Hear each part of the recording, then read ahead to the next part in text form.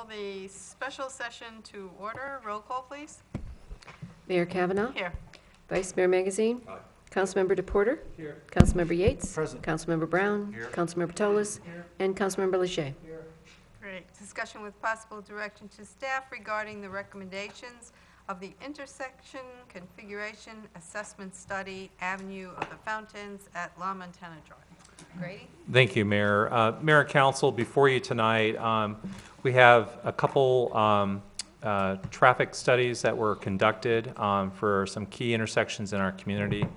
Our town engineer is going to be going ahead and giving an intro on this before turning it over to our engineering team that studied these intersections.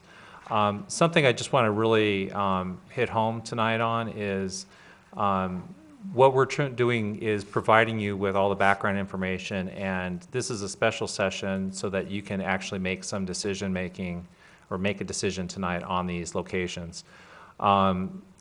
Again, we had some money put aside in the budget for this purpose, which is to every year do traffic studies, but these were actually brought to my attention by the mayor and some other council members. So these are a higher priority than typically where the council would see us come back to you that were staff directed. So again, that's why we're here tonight, and we really want to get your input and feedback on what you see tonight. With that, I'll go ahead and turn it over to our town engineer, Randy Harrell. Thank you.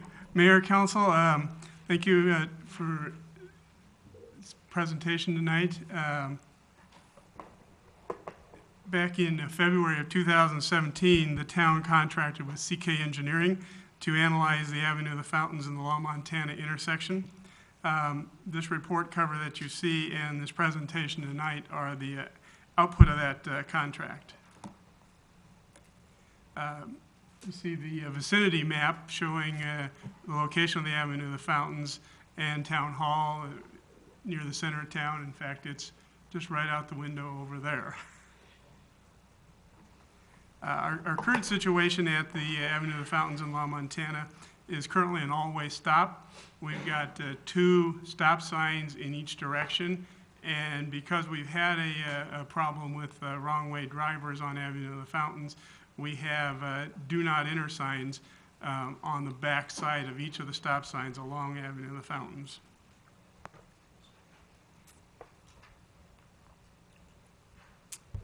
This is the existing condition turning movement volumes. The left exhibit shows the number of vehicles making each movement at this intersection during the current AM rush hour, and the midday rush hour and the evening rush hour. The right exhibit shows some turning movements at 3 nearby locations, the post office driveway. Let me show them on the screen here. The post office driveway, the mailboxes, and the eastern post office driveway. Mayor, if I may. Randy, it's very difficult to read the numbers on my deal here. Can you tell me just overall when is the highest traffic volume through there, morning, afternoon, or evening? The highest traffic volume is going to be at the noontime southbound on La Montana with 158 vehicles in that hour. Per hour. I think that's the highest Okay. that I see. Thank you, Mayor. Thanks, Randy.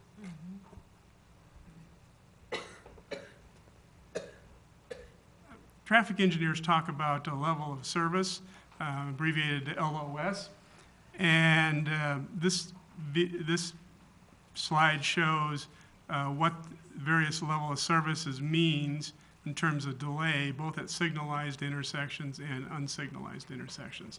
Now, level of service goes from category A to category F. It's just like your letter grades in school. A is flying colors and F is failing.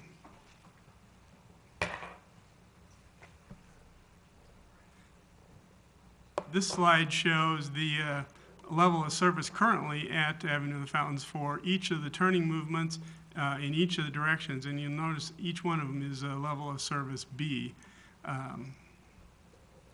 That's actually a very good level of service,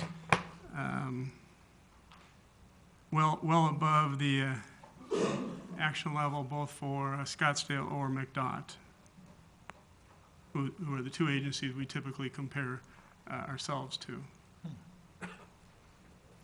This is the accident diagram for Avenue of the Fountains in Law, Montana. When you compare to the two we'll show you later on at Palisades and Shea and Fountain Hills Boulevard and Shea, these accidents go from January 1st of 2012 to April 1st of 2017, so 5.25 years. The ones we're going to show you later are for just 2 years. The reason we extended this one is because we didn't have enough accidents to really show any pattern just in a 2-year period. We've had 12 crashes in the last 5.25 years. We do have an accident pattern. This is on Avenue of the Fountains going eastbound. And you'll notice that there really aren't any accidents there in 2016 and 2017. That's because we found the accident pattern and we made a number of line of sight improvements, which seem to be helping.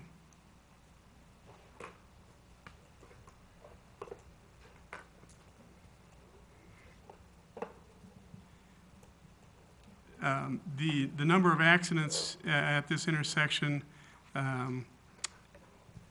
gives an accident rate of 0.5 accidents per million entering vehicles, and that's well below what we use as an action level of 1.0 accidents per million vehicles. Mara Biji from CK Engineering, he's a traffic engineer with 17 years of experience, is going to present their analysis and their recommendations and the alternatives at this intersection. Mara?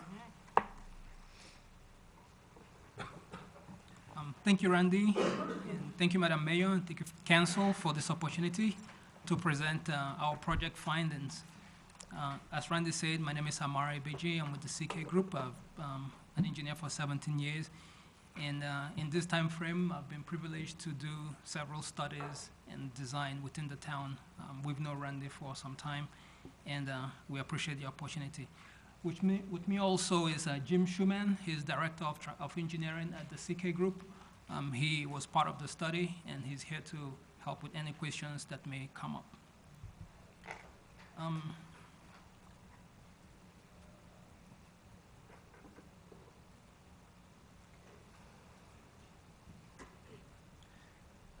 The town hired CK to help review this intersection and come up with possible options to get the intersection to operate and to function better. As part of the analysis, traffic engineers, we always look at the existing traffic, the volume of vehicles out there.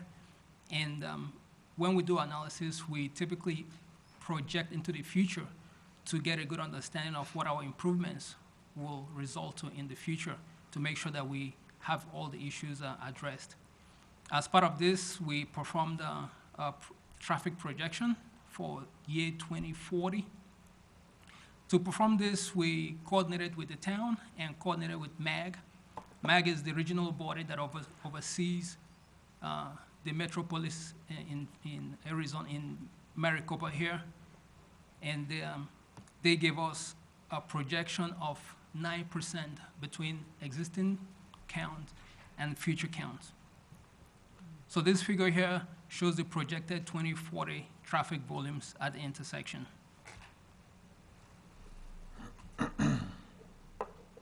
With these volumes, we performed a warrant analysis to see if warrants for traffic signal will be met at this intersection. The warrants were performed against MUTCD requirements. MUTCD is a manual that the national body, FHWA, and the federal government has instituted that traffic engineers use to govern installation of traffic signals at intersections. According to the manual, as you can see here, none of the warrants for a traffic signal are met at this intersection. And this coincides overall with existing conditions out there, which the intersection operates at a level of service B. So generally, it functions relatively in good operation. However, I think Strandy has said some of the concerns at the intersection relate more to operation and how people use it due to the geometry of the intersection. And with that, we looked at, since a traffic signal is not warranted in the future, we had to come up with several options to help improve operation. The part of our analysis, we went out in the field, reviewed it, observed traffic operation and how people maneuvered through the intersection.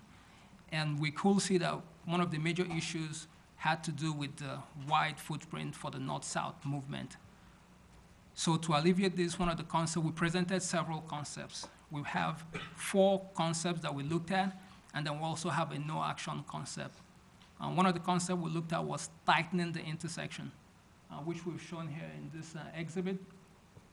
The idea behind this was to basically narrow the footprint between the north and the south leg. So kind of force the intersection to be closer and allow people to transverse it a little bit easier.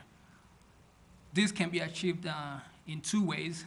An interim way will be to, use striping. So basically stripe the intersection as we've shown here.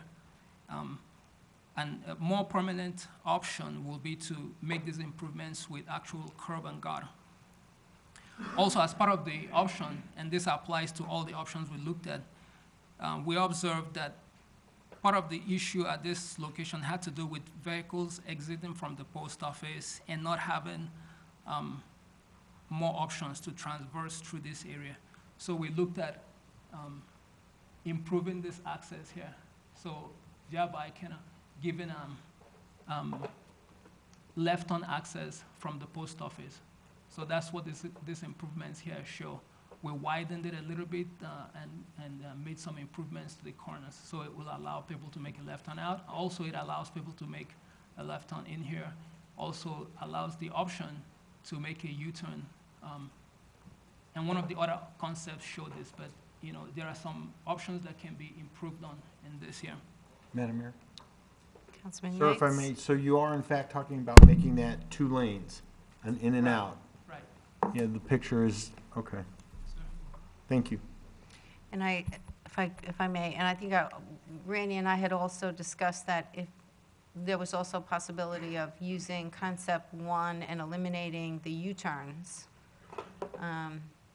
I don't know if you want to elaborate on that. If we did this on the by the post office to allow people to turn there, and then eliminated U-turns, which are part of the real confusion. Someone making the left, and then someone else coming straight and not realizing that they have to wait till that person completes their U-turn. That if we eliminated the U-turns but allowed the turns on either side, that would make it a lot safer. Randy, I think we, Yes, Mayor. It's not shown on several of the Right. options, but a couple of them do show a U-turn lane right there. That can be used with any of the options to get people to make the U-turn in advance of the intersection. We haven't included that in the cost, but we certainly can do that. right, And if we put in that lane, then we want to sign the intersection for no U-turns for that. okay, thank you. Mayor, if I may. Yes, Councilman Leger.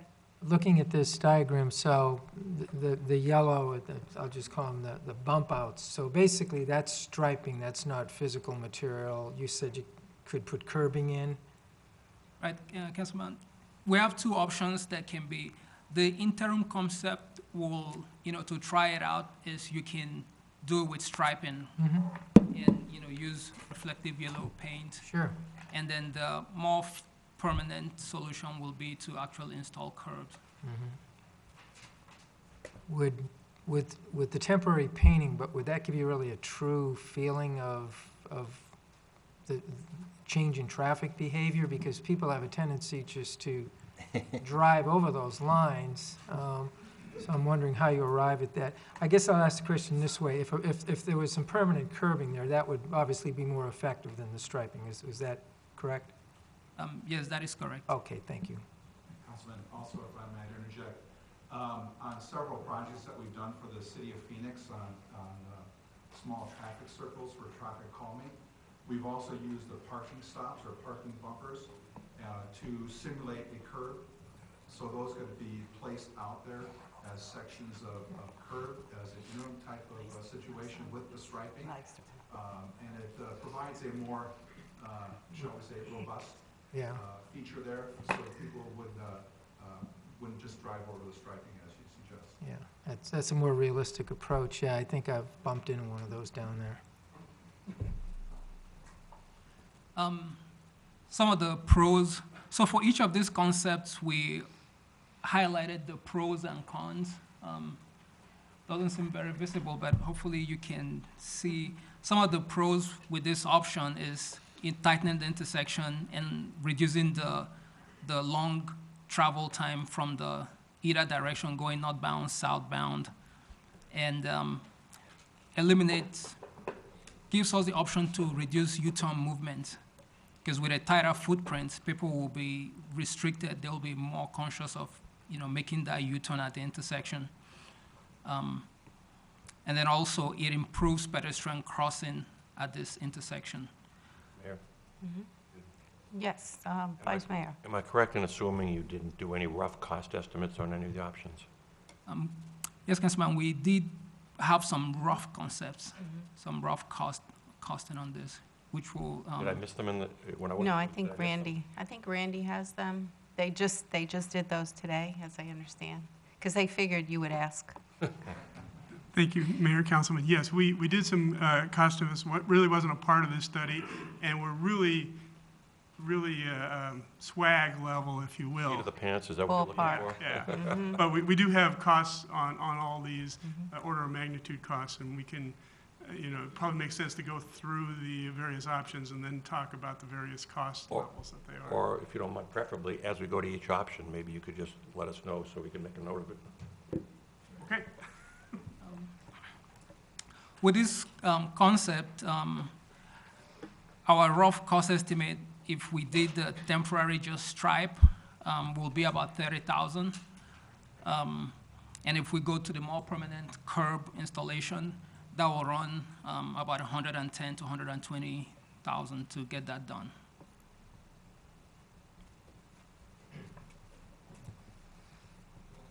The next option we looked at was the roundabout option. We considered this option from review of similar locations that we've observed, with wide footprints. And then also, it kind of gives an opening to do more creative configurations or artistic layout at the intersection if the town decides to go that route.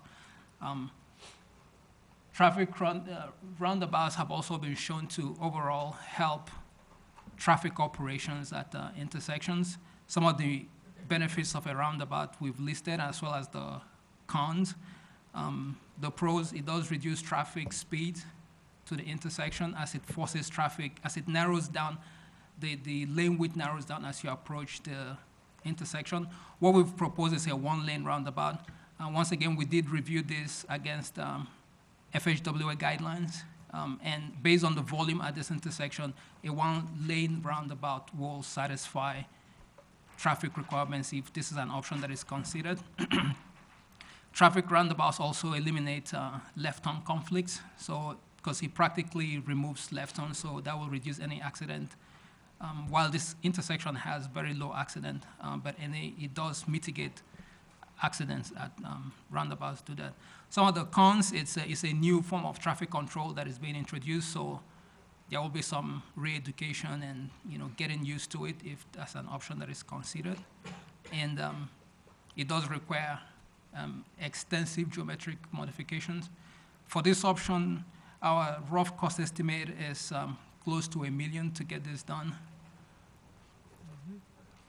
Mayor? And Vice Mayor? Yeah, I'm sorry, sorry to interrupt. I saw some mention of this as I was reading through the report, but you did consider the creation of 403 apartments as well as commercial in Park Place. And did you consider the vacant land across from the post office, if that were to be developed all the way around the shopping center? Yes, Councilman. As part of the analysis, as part of the future traffic projection, Randy did provide us a lot of the traffic studies that have been done in the area, accounting for those. And then MAG's model also takes into account for 2040 development of the general area. So it does account for improvement in the area, and those volumes and the growth pattern is accounted for in the numbers we used for the analysis. Thank you. Just to follow, Councilman, go ahead. thank you. Just to follow up on that, you'd mentioned the 9% number MAG gave you. Is that more, that's what you're talking about? Are they talking about like a 9% population growth by 2040? Or are they more looking at traffic specifically? Councilman, it's more for the traffic. Yes. Thank you. I would add one more con to that, and that's that traffic circles are great for moving traffic, and they don't stop, so they're difficult for pedestrians to cross, and that's a prime area where people cross, headed for the park and to different events. And right now, they don't even stop at stop signs, so I don't think they're going to stop at a yield. Also, number 5 says potential initial driver confusion. I would say more like definite driver confusion, knowing people in Fountain Hills. So, no, confused. I think there's a place to have roundabouts. I know Cactus has quite a few of them, and there's a lot of places where we want to keep moving the traffic, but there's not a lot of pedestrians out there, and I think we do. That's a major pedestrian crossing, so I would see that as a con for that. Yes, Mayor. Mayor, if I may. Yes, Councilman. Looking at the roundabout option. Get that back on my screen here. I think I already know the answer. I like the way you've taken the 2 lanes and you've reduced it to 1 lane. And I think that a lot of the confusion right now is that there are multiple lanes there and people aren't quite sure what to do. If you were to moderate this and remove the roundabout, is there a solution that would work there? In other words, the goal here is reducing 2 lanes to 1 lane, but rather than having a roundabout there, engage in some type of configuration that could possibly work. Yes, Councilman. I think if I go down, we do have an option that. It's kind of like that, yeah. You don't have to go there now. It's just, I was just curious. It is an option. Yeah. Yes, that can help. It will still require some means of control at the intersection, which for this, without a roundabout, will have to be a stop control situation. So it will still be stop control, but one of the concepts is, yes, we've tried to narrow that down and bring it to a lane. So what I'm hearing you say is that if you were not to do the roundabout, you could do a similar configuration, but you would just add stop signs to include stop signs in the intersection, Yes, Councilman. which would lower the cost and significantly. Thank you.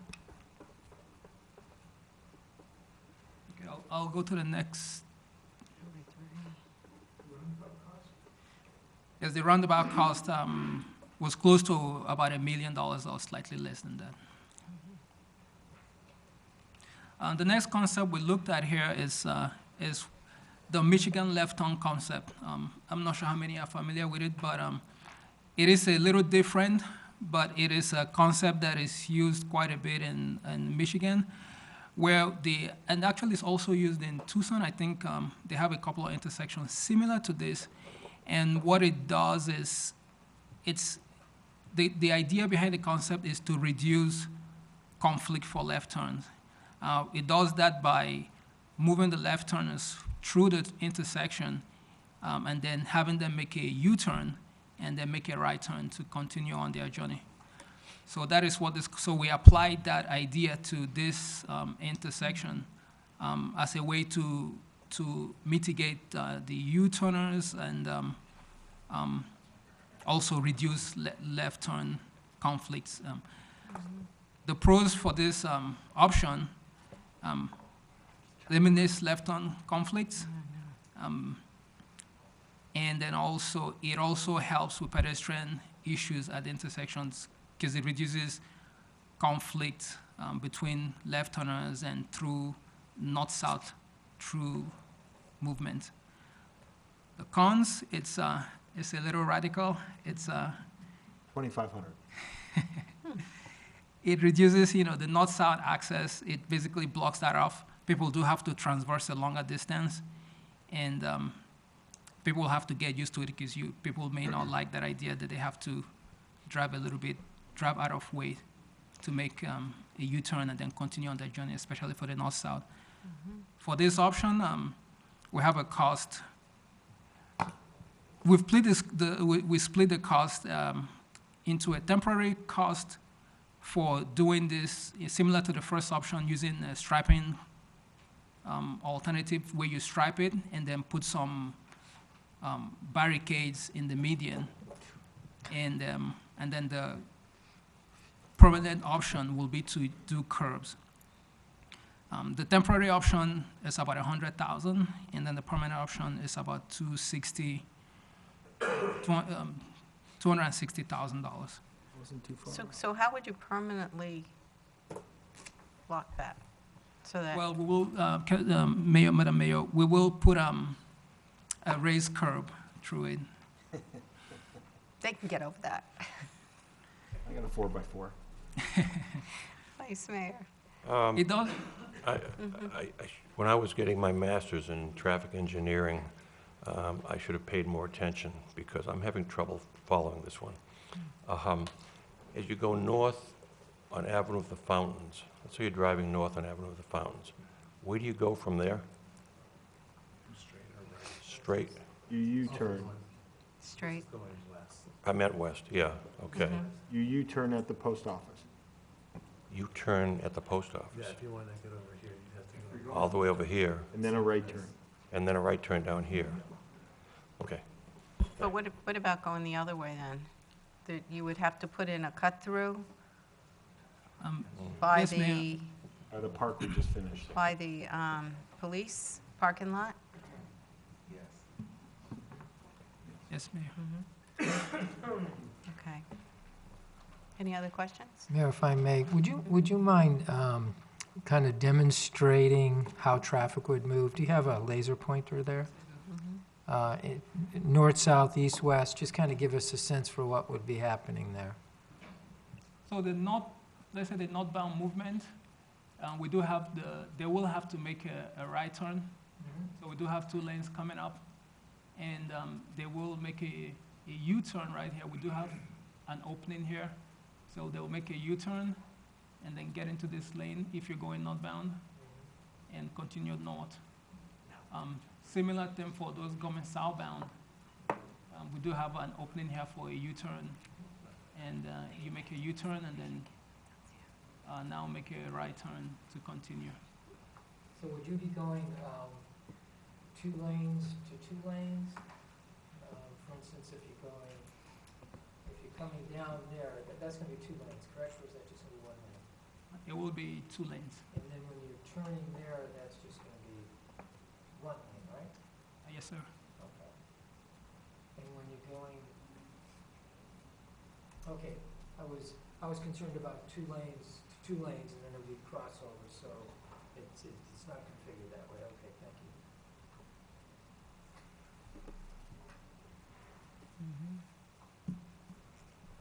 The next option, Can we just, 1 second, just because he said something. If you're going north and you've got 2 lanes turning right in front of Town Hall, that goes into 1 lane. So how would you have 2 turning at the same time? You would have 2 lanes in front of Town Hall? yes, Mayor. Right now, we have it set up that it will have 2 receiving lanes. And we will have some signage also that will go with this concept, which will give a little more information to traffic, direct them on which lane to be on. But the idea is, if you're going northbound, then we will direct you to be on this lane, and you make the right turn, and then you get into the lane to make the U-turn. Okay, got it, thank you. And the next option that we had is similar to what Councilman Henry had mentioned. It's basically you force them to a lane to the intersection. This is a concept, it's similar to the first concept, which tightens the intersection, but it also forces the through movements to one lane through the intersection, and it allows the right turners to make a right turn. It does introduce a stop sign in the middle of the intersection to have a little more control and to reduce that straight through movement. And that will address some of the concerns I think we saw out there. This concept is one of the recommendations also in the MUTCD for similar locations with a wide footprint. So some of the pros for this option is, minimal changes to the existing configuration out in the field. It is a tighter footprint, and it's less cost. The cons, it's very similar to what is out there. It's still a wide footprint, even though it introduces a stop in the middle. And there's potential that you may have vehicles stuck in the middle of the intersection, depending on what is going on. If there's a major activity going on, and you do have a lot of north-south traffic, there is that potential. It does introduce a little bit more signs than is out there. So that may be a visual issue that will have to be mitigated. The cost for this option came out to about $30,000. So it's one of the less costly ones. Yeah, I can see this one, though, being just as confusing with the U-turns as we have now, because you've got someone makes that left, and they want to make the U-turn, and now they have to stop. But now we have a situation where the cars, they don't stop. They just keep going through because they think you have to stop, and then you have to stop there, and then you have to go around and stop again.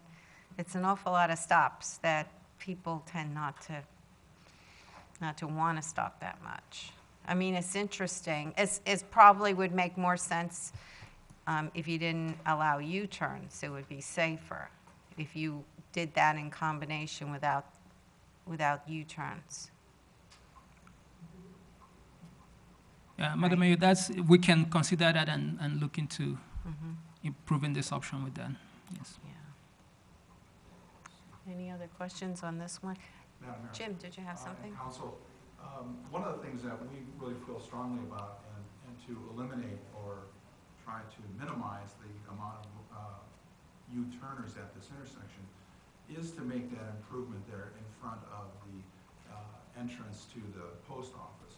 By making that a two-way access through there across the median there, it will give people that are coming eastbound on the avenue and they turn into the post office there, as they come out, they don't have a way to continue back to the west unless they go up to the intersection and perform that U-turn there. So that is one of the items that we felt very strongly about as far as access control and actually providing more access by providing that intersection improvement there in front of the post office. And that's why it's utilized in every one of the options that we're showing.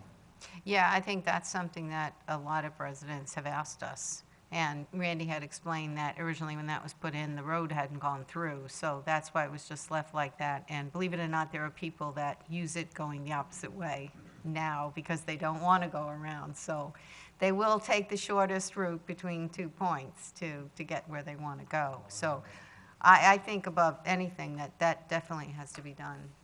Thank you. Any other questions on this?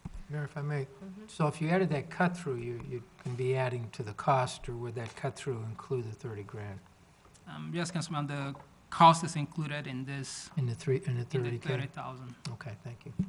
which is a rough estimate still. Yeah, that's what I was gonna ask, Yeah. Mayor. I think That's, it's- I that's a think pretty good idea regardless, because I see people turning left out of there. Nick does it all the time. I tell him not to. When we did the field review, because we actually spent some time watching people, and yes, most of the people who we observed making that U-turn there were coming from the post office. So this option, I think, will really make, the widening that cut through there will alleviate a lot of the issues at the intersection. Madam Mayor, so what was that line item cost just for that? It was 30,000 in addition, Oh, it's another 30,000 just for the cut-through at the post 30 office? through. but improvement to the, yes. Okay. 30,000 plus 30,000. Okay. All right, number 5. So the last option we have here is the do-nothing approach. How much is that?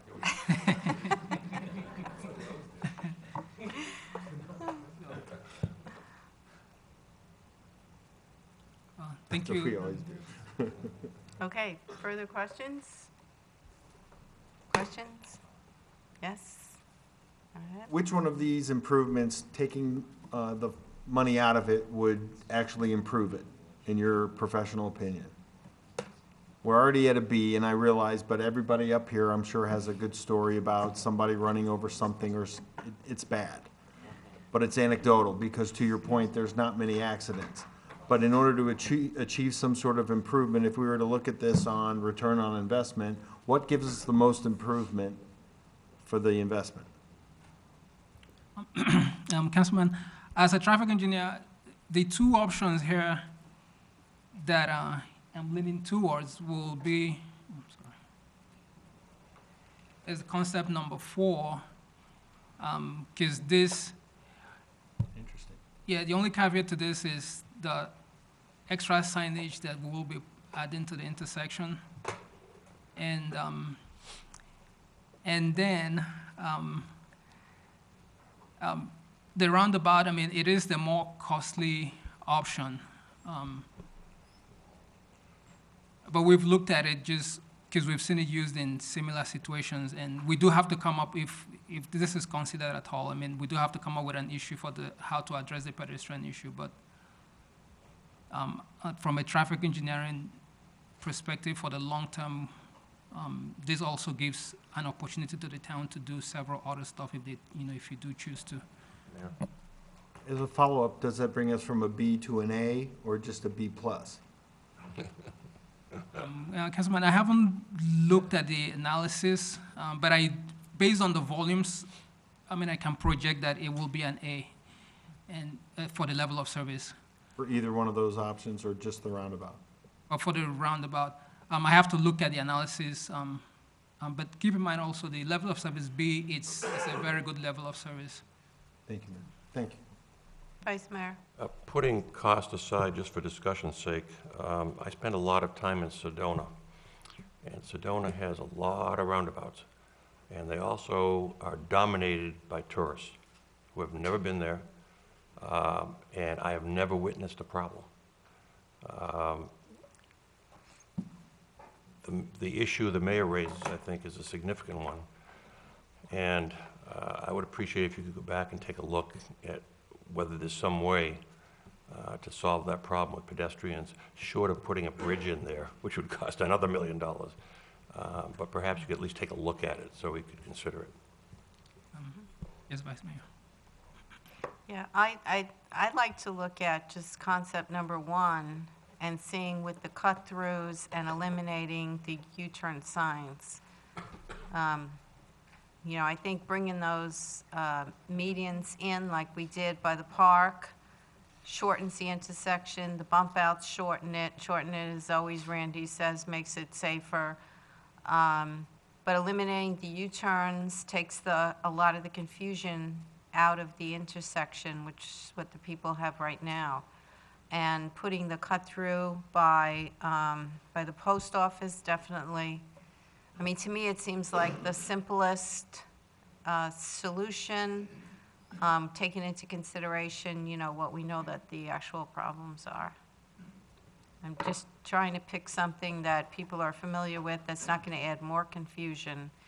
And that's also, I guess, I know when we did by the park and we pulled the medians in, it made it a little more safe for people to cross, because they had that safe median to wait on before they went across the rest of the way. And this would make it more visible for people crossing, and make it a little bit safer. That's, Councilman Brown. Thank you, Mayor. Great presentation. Thank you, Mark. On each one of the concepts where we have a turnaround in front of the post office, you're bringing the traffic back to the east and using the east entrance and exit of the post office, opposed to bringing them straight across. What is the engineering theory with that? Why would you want to drive down the street and turn again, opposed to coming straight across and driving into the post office? Councilman, if I may understand, you're saying, are you talking about these guys making a U-turn? No, I'm talking about, this works and it doesn't. If you're traveling west on Avenue of the Fountains, and you make the U-turn to go into the post office, where you're going to be going west, and you make this turn right here, and you have blocked this entrance, now I have to turn and come all the way down and turn in here? Would it make, what is your reasoning for not letting it come straight across here? And you would also have more stacking lane if you were to exit to the right here? Are you blocking that one or not? Are we still have the two? Yes, Councilman, I think you will, we're not proposing to block it. I mean, it maybe shows like that on here because of schematics, but it is depressed, so. Oh, yeah, it does look like that. It's still open then? It's Oh, still it's open. still Okay, open. then, okay. Yeah, it does look like that here. Looks like it's blocked. You've got those little blue lines going across that. I thought maybe you were going to block it. In each case, in two as well. But that answers the question. Thank you, Mark. So, and if you did the no U-turns, then would you have to do the cut-through by the police station then also? Because if you're not making people U-turn, you don't want to bring them all the way down the avenue before they can turn around, right? You're referring to concept one, right? So if you did this, and then you said no U-turns, so if you're traveling in front of Town Hall, okay, you're going in front of Town Hall, and we talked about that you would have to do a cut-through by the police parking lot? So That was for a different concept. With this concept, it will still, we're not proposing any changes. Right, so, but I'm saying that if you did change this to no U-turns, wouldn't you have to put a cut-through in over there, or you wouldn't? I don't believe that you will. You don't have think to. you would have to? Okay, so just the one by the post office. Okay, thank you. Mayor, if I may. Yes, go ahead. You obviously can see that all of us here that have lived in Fountain Hills are very familiar with this intersection. It's very difficult to negotiate. I'm going back to concept number 2, in removing the roundabout.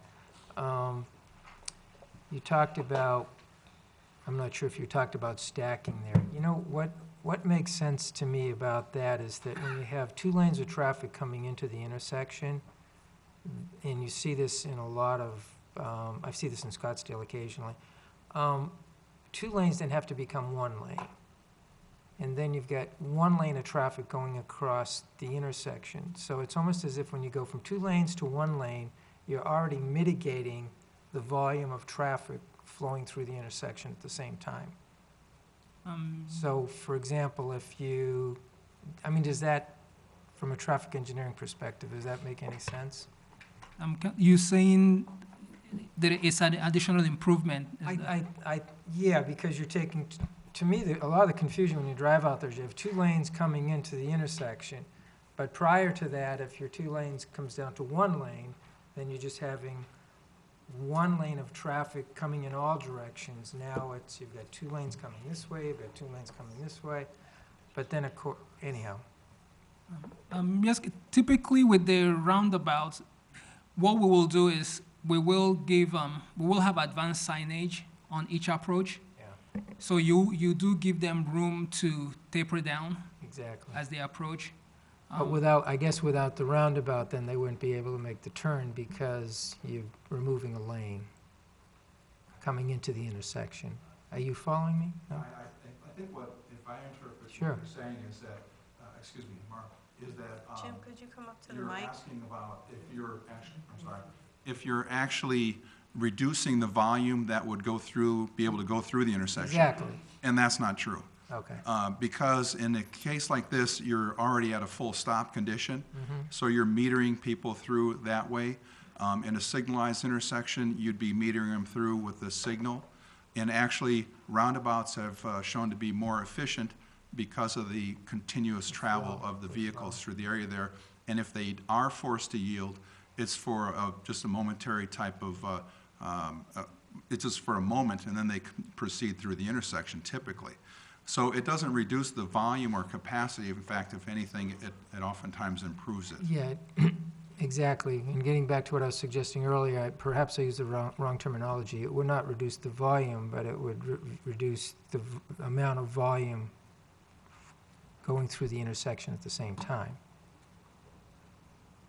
Yeah. It's just my experience.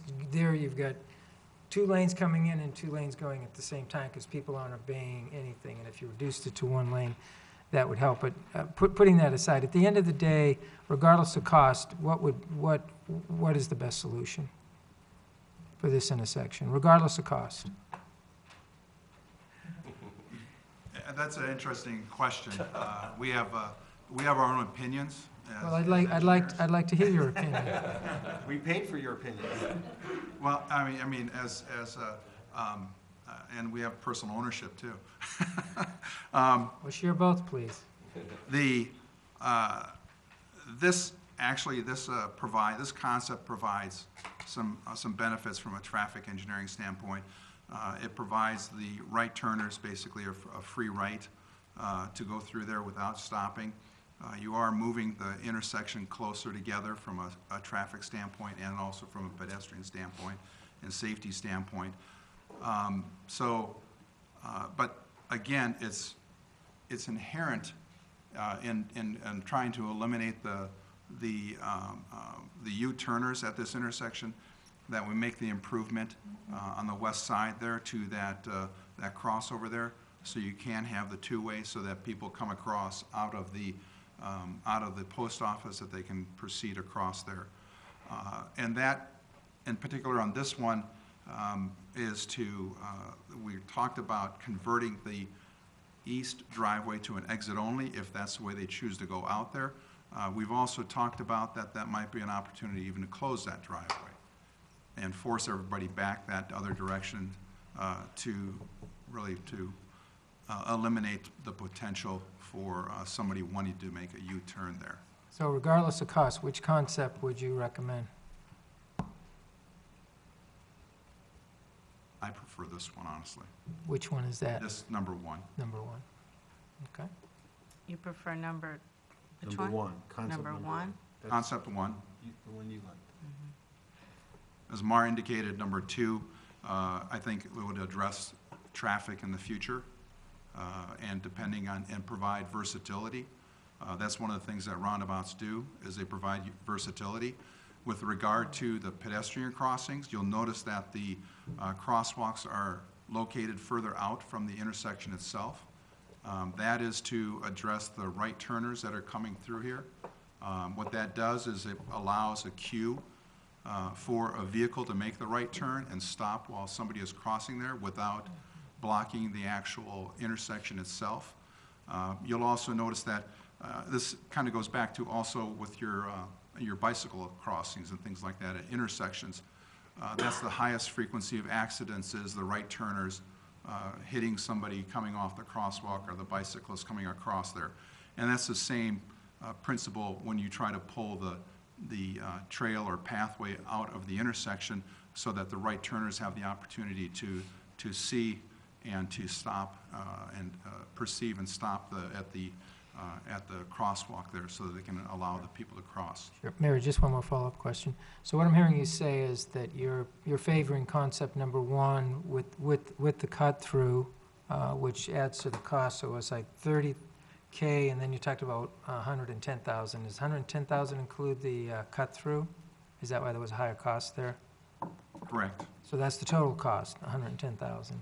110 plus the cut-through would be another 30, so it'd be a total of about $140,000. 140, okay.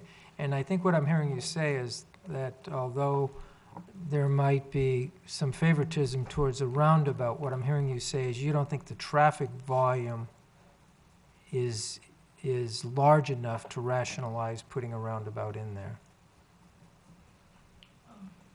Councilman, if I may follow up, yeah, the volumes right now, it's not a high volume intersection, really. So, and the issue out there is not really a level of service issue. So it is, yes, it may not, doesn't necessarily demand a roundabout at this moment. Okay, that answers my question at this moment. So if you, in the roundabout concept too, the only way that people get across is with the yield sign, that people have to obey a yield sign, right? That's it, there's just yield signs. That is correct. Okay. Mayor, Yes, Vice Mayor. just want to pick up on something you just said that Councilman Leger mentioned. You said at this moment, so are you talking about traffic at this moment? Or what if we look ahead to the potential construction of these other developments? Councilman, Vice Mayor, I'm sorry. It is looking at the 2040 traffic volumes.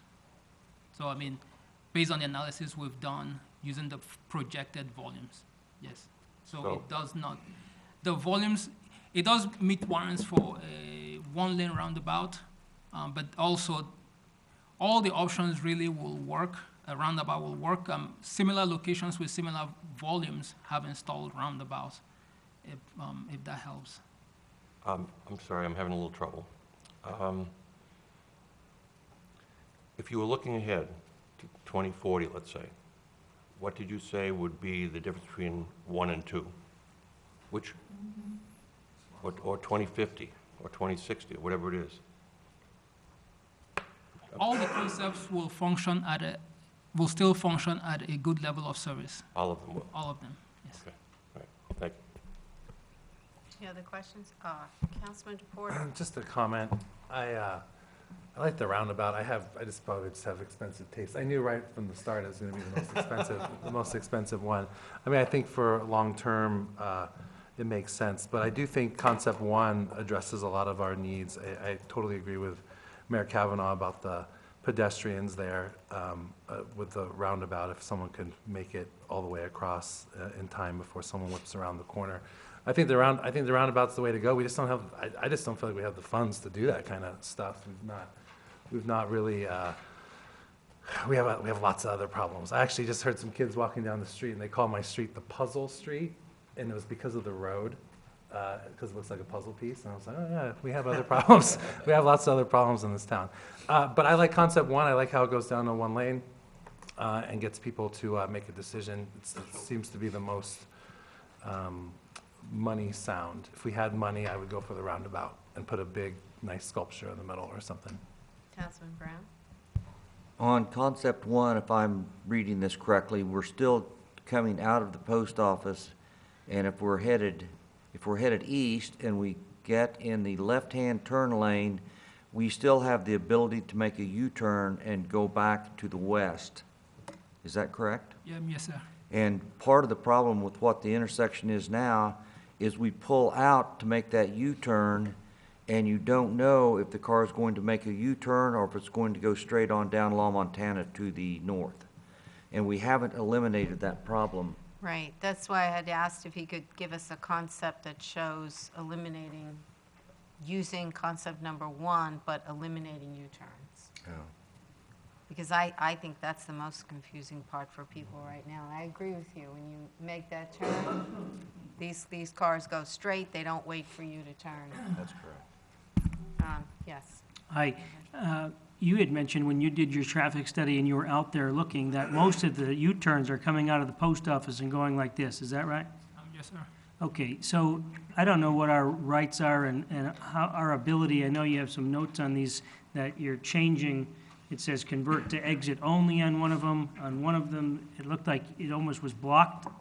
But if we're going to improve this area here, and the issue with these U-turns is predominantly from the post office, why would we not just look at this area here and just improve that and close this entrance altogether if we have the right to do that? Do we have the right to do that, I guess is the question. And if that's the case, then this entrance, egress, right here to the post office is a pretty large area. When you're pulling into that post office, it seems to me like there's plenty of room to go out and in that same area. And if people are going to go left up towards Palisades, then they just cross right here. And you eliminate this issue of them turning out of the post office this way. And that might save us a lot of money. You don't have to do anything right now with this intersection as is. And we'll see if that alleviates a lot of the problem we're dealing with.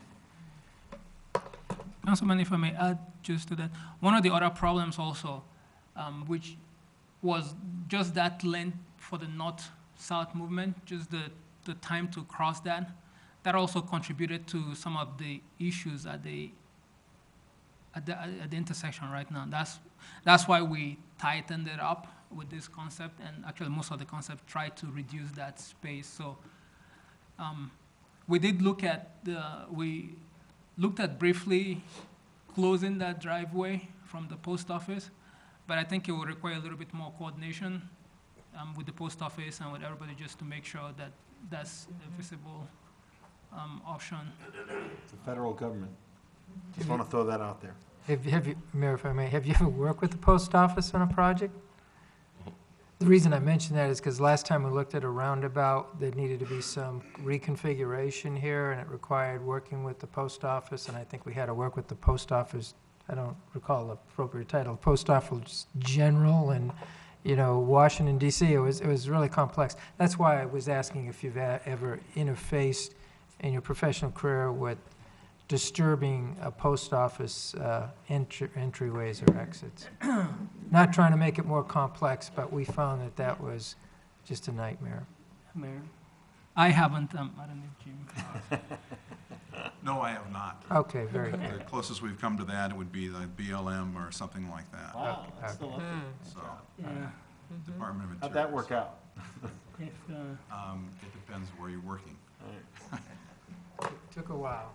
So I If I may also answer Okay. that question, yeah, we worked with the post office when they originally put in the post office there, and they weren't difficult to work with. But they wanted to access our street at that time, so I imagine they were a lot easier than they would be when we go to close one of their entrances. So, getting back to what you said, shrinking the intersection also makes everything safer there. Just kind of the concept that we did down by the park, which I think, as Randy has said, has been successful in making that safer, especially safer for people to cross. We have a lot of people in town that walk. That's a big thing here, is everybody walks, and everybody walks down that way, headed for the park. So, yeah, I think just shrinking that, but definitely doing that cut-through would help. And as much as I like to make U-turns and I don't like to go the extra way, I think unfortunately we might have to there. Did you have something else? I do. I'm just not sure that this solves the problems I've had driving through here, and let me just make sure. Driving on La Montana from north to south, and I want to go park at Town Hall. So you go through the intersection and make a left turn to Town Hall, is that correct? The Right. problem that I've had many times is that the vehicles coming from south to north, even when you have your signal on, just keep going. That's one problem. I've had some really close calls there. The other one is going west on Avenue of the Fountains, making a left turn to then make another left turn to Town Hall, for example. You got these cars coming through, and I don't see how this solves that problem. Are you talking about U-turns? No. No. Well, in a sense, yes. Well, that's why I was saying we could get a concept that eliminates the U-turns. But how would you get, for example, from Avenue of the Fountains going west over to Town Hall? Avenue of the Fountains going west to Town Hall. You'd go down to the post office, the new cut-through. You'd have to go all the way down there and come all the way back. Well, it's not, but, yeah. Yeah. And then you have the same problem coming, well, you got similar problem coming north to south on La Montana to Town Hall. You have to come down and cut across traffic coming from south to north. And I'm not, I really have had some very close calls. Well, U-turns, I've had more, close calls with the U-turns, which is why I meant, because people are confused. One quick question. Sure, go ahead. Randy, a question for you, please. You've only designed 25, maybe 30 different designs of this intersection in your days in Fountain Hills. Which one would you prefer to see?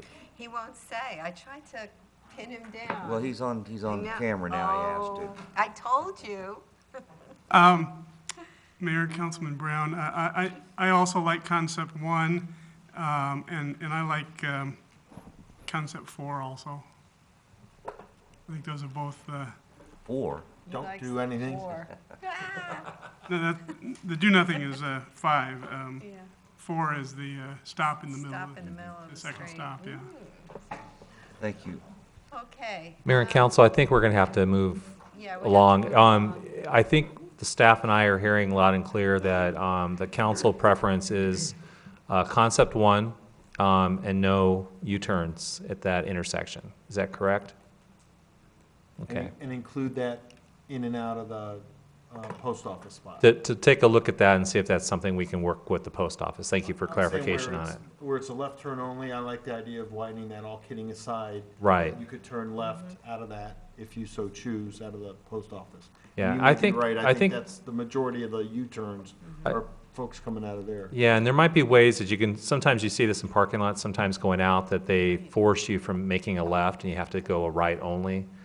But that would be a concern, I think, with the ingress, egress in and out of that parking lot. It probably helps better with the flow within the parking lot to have the two, an entrance and an exit going out. But we need to move forward. We have item number 2, which is looking at Shea as it relates to Palisades Boulevard and also Fountain Hills Boulevard. With that, we'll go ahead and, Okay, can I ask, Bev, do we have any speaker cards on this item? No, Mayor. Okay. Mayor, if I may, just a quick So- question. Oh, go ahead, I'm sorry. I was just going to ask, do you want a motion on this or just direction to staff? I think the direction's clear, but why don't, we have it agendized, so why don't you just go ahead and ask for a call for the vote Okay, on that? can I get a motion for what he just said? Jesus. Madam Mayor, Yes. I move to pursue option number 1 with the idea of no U-turns and seeing what the best way to navigate in and out of the post office, that left turn to make it that you could go in and out. Is this clear enough for you? Perfect. Okay, second? Second. All right. Any further discussion? Can you clarify if you're going to be painting the street with orange or the yellow, or are you actually going to make that a permanent structure in those areas where you have the 4 quadrants that you turn? Madam Mayor, as presented, because I believe you are going to do a 2-tier where you're going to paint and maybe use some curb cut barricade kind of thing, and then for training, and then invest. Yes, Councilman, that's what we were thinking. So as presented. Right. That way we don't spend the money unless, We have the option, I mean, we don't have to do this now, but we have the option through our CIP process to get into the details on that. Mayor. Councilman Lachey, did you have Thank you, something Mayor. else? Yes, and what would be the final cost? I mean, if we do it in 2 stages, does that add to the cost versus just going out there and doing a permanent solution? Mayor, Councilman, probably a little, realistically, I mean, phasing it, you're looking at one intervention, and then you're coming back and you're revising that and doing a second intervention. I would think that would add to the cost. If eventually we're going to end up with the permanent, I'm just wondering, perhaps you can all consider that when you're talking about it. And my next question was for the town manager. So what type of timeline are you looking at, and how does this fit into the budget? And Sure. we don't Well, have it in the capital improvement plan? We're approaching the deadline basically for submitting it to the CIP for next year, I believe. It's due December, I believe, correct, Craig? So the staff will make sure that this is integrated in there, and then you'll have an opportunity, we'll have a special meeting just with the council on the capital improvement budget, which will give you folks, again, time to look at this. But again, this is, we're putting the money in as a placeholder to deal with this, and you can get into the details at that time. So is everybody clear on the motion? Then all in favor? Aye. Any opposed? Mayor, 7-0. All right, thank you. And now we go on to discussion with possible direction to staff regarding the recommendations of the Traffic Engineering Analysis Report, Shea Boulevard at Palisades Boulevard and Shea Boulevard at Fountain Hills Boulevard. Grady? We'll go ahead and I'll turn it over to our town engineer. Randy?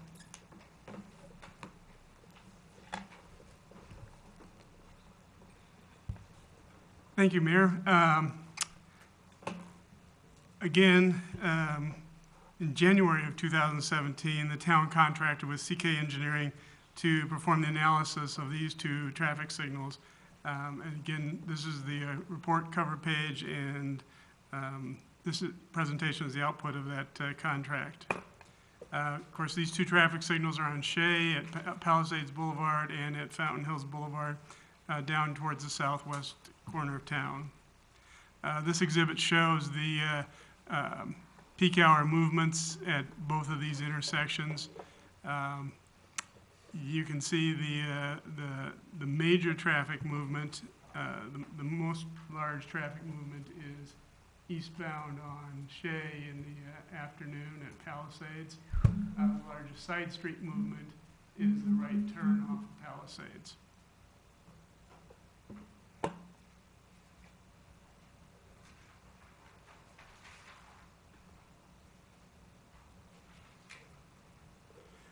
We'll first look at the Shea and Palisades intersection. This diagram shows the existing traffic lanes and the traffic signal configurations at the Shea and Palisades intersection. These are fairly typical traffic signal layouts, except for the southbound Palisades Boulevard traffic signal heads, which reflect the extremely high right turn volume coming off of Palisades on the Shea. The intersection level of service, again, is stated in the range of A through F, and at this intersection, we have a level of service B in the morning and level of C in service in the afternoon, both above the minimum standard level of service that Scottsdale or McDOT would require. A recurring concern at this intersection has been the posted right turn on green arrow only signage for southbound to westbound right turn traffic on Palisades Boulevard. CK has evaluated the need for this restriction considering the limited line of sight shown, the morning peak hour, sunrise glare, and the moving sight obstruction caused by the dual right turn lanes, and I'll let them tell you about that later. There have been 9 crashes at this intersection during the past 2 years, of which 7 were 7-direction crashes. We don't really have an accident pattern here. This yields an accident rate of 0.4 accidents per million vehicles. So again, we're less than 1.0 accidents per million vehicles, so not a rationale to need to do something at this intersection. I would note that back in 2013 or 14, we installed LED lights on all our traffic signal lights, and that has seemed to make a big difference in reducing accidents. I was really pleased at how much that reduced the accidents. Amara from CK Engineering will present their findings as far as their analysis and recommendations for a couple of things. Most of their recommendations are relatively minor, and but he's going to discuss a couple of their major cost items.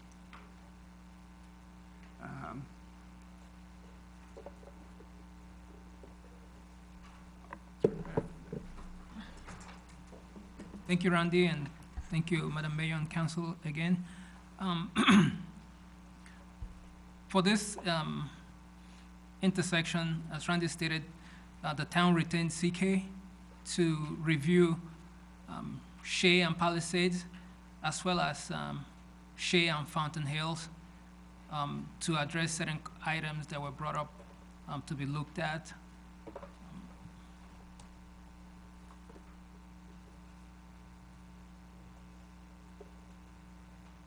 So for Shea and Palisades, the issues that we were asked to review was, one, to look at the right turn on green arrow restriction, to analyze if removing it is warranted or if it should stay in place. And then also to evaluate the U-turn restrictions. There is the U-turn restriction for the southbound Palisades movement. And then also, there is a U-turn restriction on Shea. And then also, to evaluate overall the intersection, the traffic scheme, and the way the signal is timed, to make sure, to review if there's a better option. So we looked at the right turn on red situation. We went out to the field at several times of the day. We went out during the peak hour, and then we went out also during the off-peak hour. Off-peak hour being off-peak time, so like from 10 to 12, and then also in the afternoon, also during the off-peak when you have less traffic. From our analysis, we looked at also the side distance issue. Randy touched on it, but we looked at the side distance issue, because typically this installation of these signs have to do with conflict issues and minimizing conflict between various traffic movements. And paramount to that is the side distance. You have to make sure that you have to review if there is enough side distance or if there is not enough side distance. When we looked at the side distance at this intersection for the southbound movement on Palisades,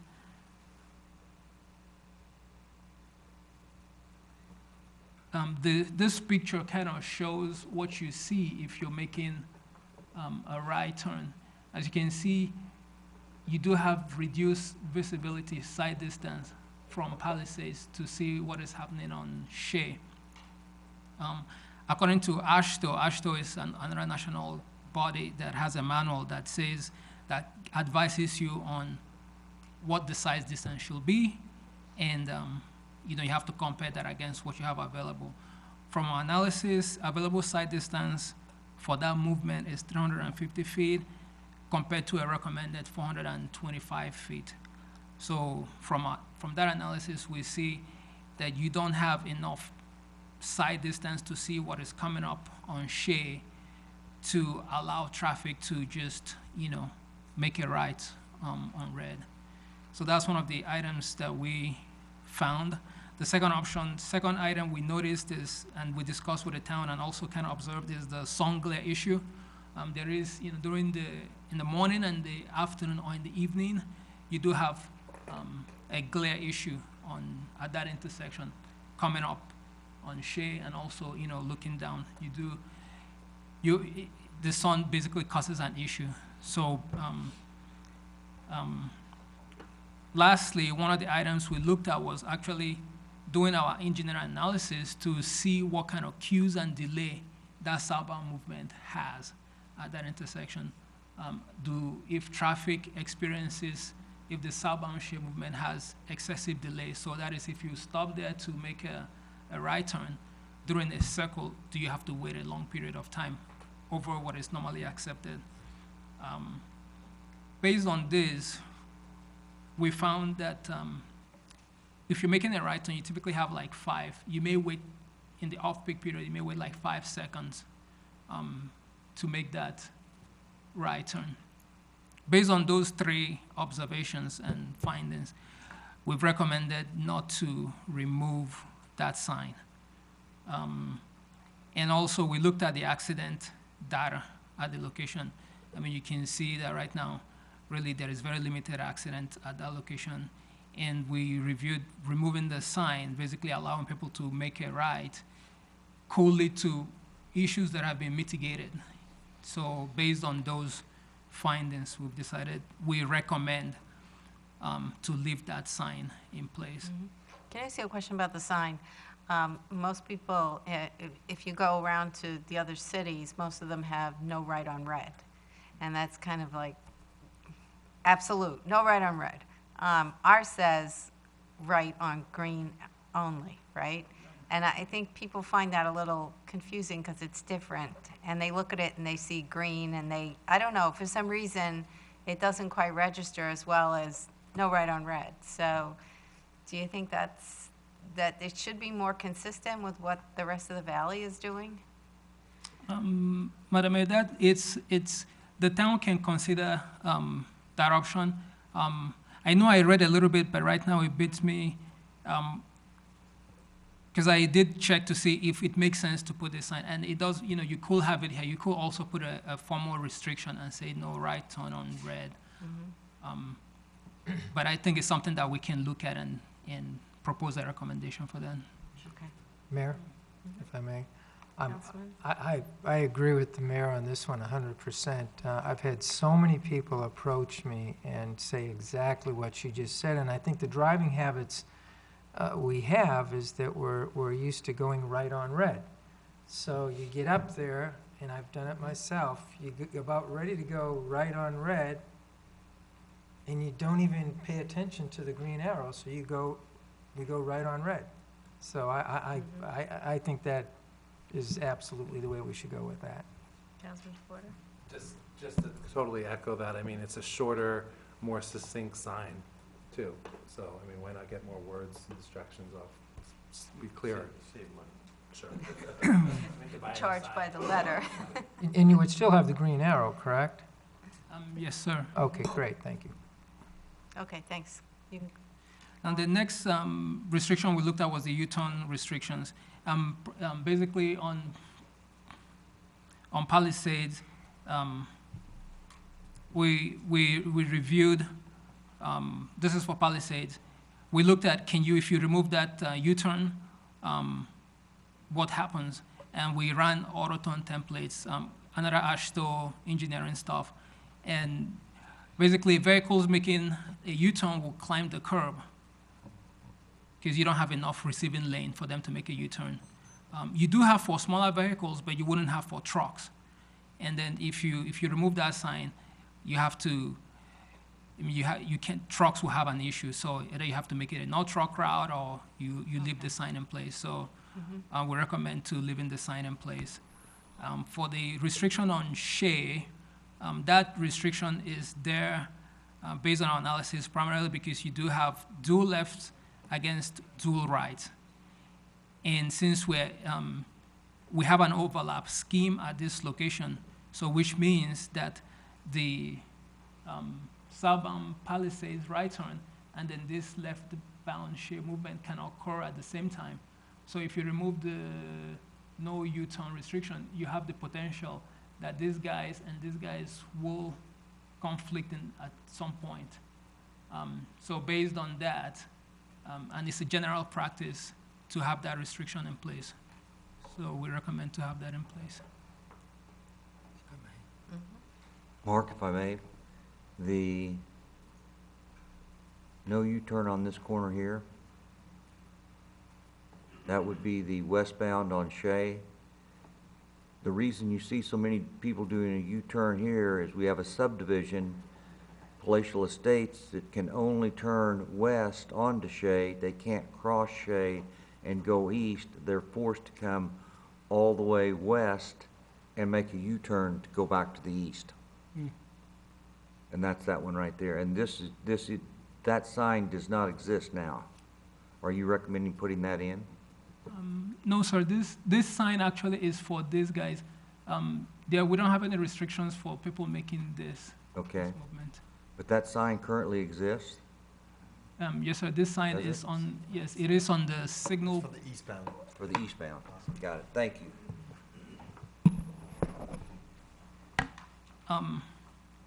The next intersection we looked at is the Fountain Hills intersection.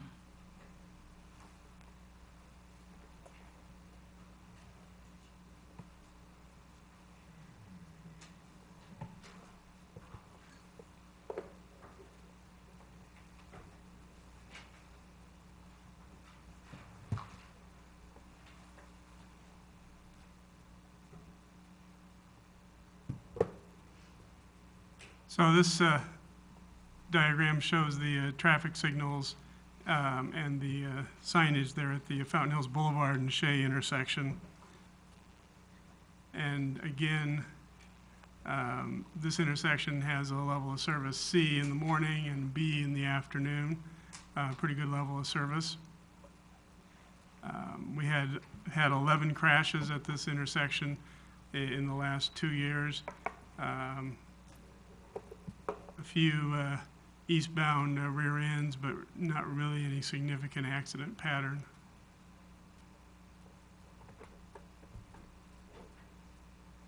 And I'll let Amara talk about a couple major topics at that intersection.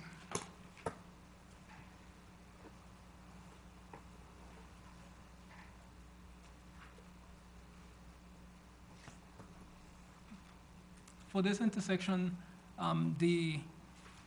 similar to Palisades, we looked at several options. The primary one I'll start with is the signal head configuration. One of the items that we were asked to review was this signal head. I think it was brought to our attention that this creates confusion to drivers coming southbound on Fountain Hills Boulevard. So we reviewed options to see what can be done to see if this needs to be eliminated and what options we have if this is removed and if it can be removed, and still provide the information that that it was set up to do. Basically, from talking to the town and doing our own research, the signal head configuration was used because the town is using an overlap scheme at this intersection. So what that is they allow, you allow these left turns at the same time as this right turn movement is going on. And then also, the arrows have been installed primarily to help people know that you can make that right turn. So we looked at that and one of the understandings that we got is traffic coming down Fountain Hills, has some issue, because sometimes looking at this, people, especially people in the through lane, you kind of get confused, okay, what is this head telling me to do? So we looked at ways to mitigate that, and we came up with 2 alternatives.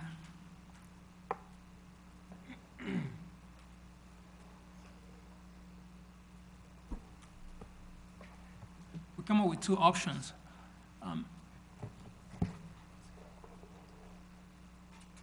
Option 1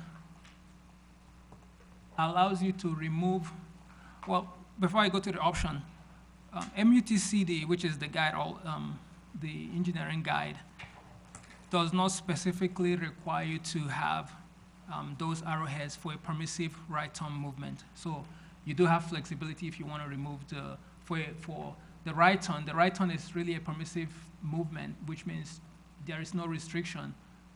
Right here, unlike Palisades, where you have a restriction, there is no restriction, and you can make a right turn on red. So with that, you don't necessarily need the arrows. It can be used in the case of an overlap, but you're not bound by it. And then also we looked at to see if there is any major benefit to having that overlap phase. And you do save about 5 seconds, but otherwise, this intersection operates at a fairly good level of service. So even without that arrow, it still functions, even with the high volume that you have for that movement, it still functions relatively well. To eliminate that 5-section head, you do have the option to remove that and just make it a permissive movement and just use the 3 bulbs and then introduce another head for the true movement. And basically keep it clean and not have the overlap phase. So that option is there. It will remove the arrow. We also propose an option that if the town wants to maintain the arrow and have that overlap, we can simplify the configuration of the intersection by using a 3-section head exclusively for this right turn movement, and then also have a separate head for this through movement. So that will clean it up a little bit and hopefully address that concern that people have at this intersection for that movement. The other items we looked at the U-turn restriction on Palisades and on Fountain Hills Boulevard, which restricts making this U-turn. And similar to Palisades, you don't have enough. This is 20 foot. You don't have enough, and you don't have enough room for people to make that movement safely. So we recommend to leave that restriction in place. We looked at the restriction on Shea, and based on our analysis, you do have the option to remove the restriction because there is, this is just a single lane, and then you have 3 receiving lanes here. So even if these guys are making a right turn, there is enough room for these guys to make a U-turn without having to conflict with them. So the option to eliminate that is there if the town decides to do it. As part of our analysis, we reviewed the traffic phasing at this intersection to improve it. It operates at a good level of service, but also it has low volumes. Right now, all the left-turn movements are protected left-turn phasing, which means that all the left-turn movements have the red arrow. So basically, if you come, you do have the red. You don't have a permissive phase, so you can't go other than when the arrow comes on for you to make a left. So we reviewed. Not to bore you, but to the east-west movement, we're not recommending any changes to that phasing based on geometric issues, speed issues, side distance considerations. We've left that as it is. But for the north-south movement, from our analysis, we do see that if you introduce a protected permissive phase, which is you let people go on a normal green ball for the north-south movement, and then if there is still enough vehicles making that left turn, an arrow will come on, and they can make a left turn. So that option is there. That will help improve operation at this intersection. Lastly, we also looked at a flashing yellow arrow concept, which if you drive like in Scottsdale and Glendale and some of these places, is being introduced. And it's being introduced primarily because studies have shown that it does help with left-turn operations. So left-turn movement, using a flashing arrow, people seem to be receptive to it, people understand it. So we looked at that for this intersection.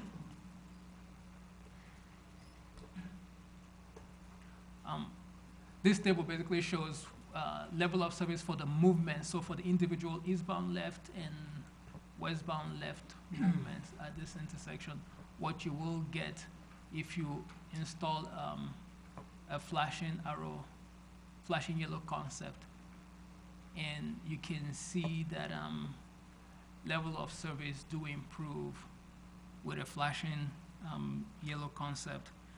Obviously, it's not being used in the town. It will be something new that people will get, will have to get educated on or get familiar with. So we reviewed it as part of our study, and it, proposed it if the town decides to look at it. This could be a pilot program, or you could use another intersection. But it is something that, based on studies, help with left turn movement. And we included it as part of our study so the town can review and decide if it's something that it wants to consider.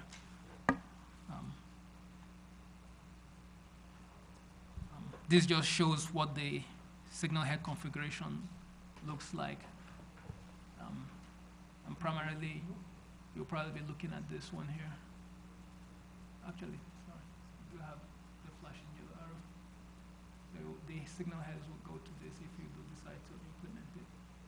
You can also use this, but this is what Scottsdale has implemented it at several locations. You do have variations. You can custom it a little bit.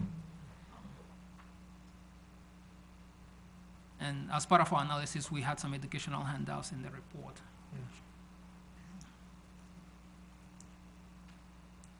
Thank you. Any questions? So you're saying that it's safe enough to use that flashing yellow at Shea and Fountain Roof Boulevard for that turn? Is that what you're saying, like safety-wise, you think that's? Yeah, Shea at Fountain Hills. It is safe. Yes. Because the sight distance is not like Palisades. Yeah, it's different from Palisades. Yeah. The sight This intersection has less issues. It has less volume. There is still the high speed movement on Shea, but the volumes are less, and it does lend itself. If the town decides to do it, we can do it on a pilot basis, and then in our study we recommend that it be done during the off-peak period, when traffic is not so heavy and fast, so can give people a break-in period. I think Randy was talking about maybe trying it out on a less volume street to get people, to see how people react to it and how it would work in town. Did you want to address that? Yes, Mayor.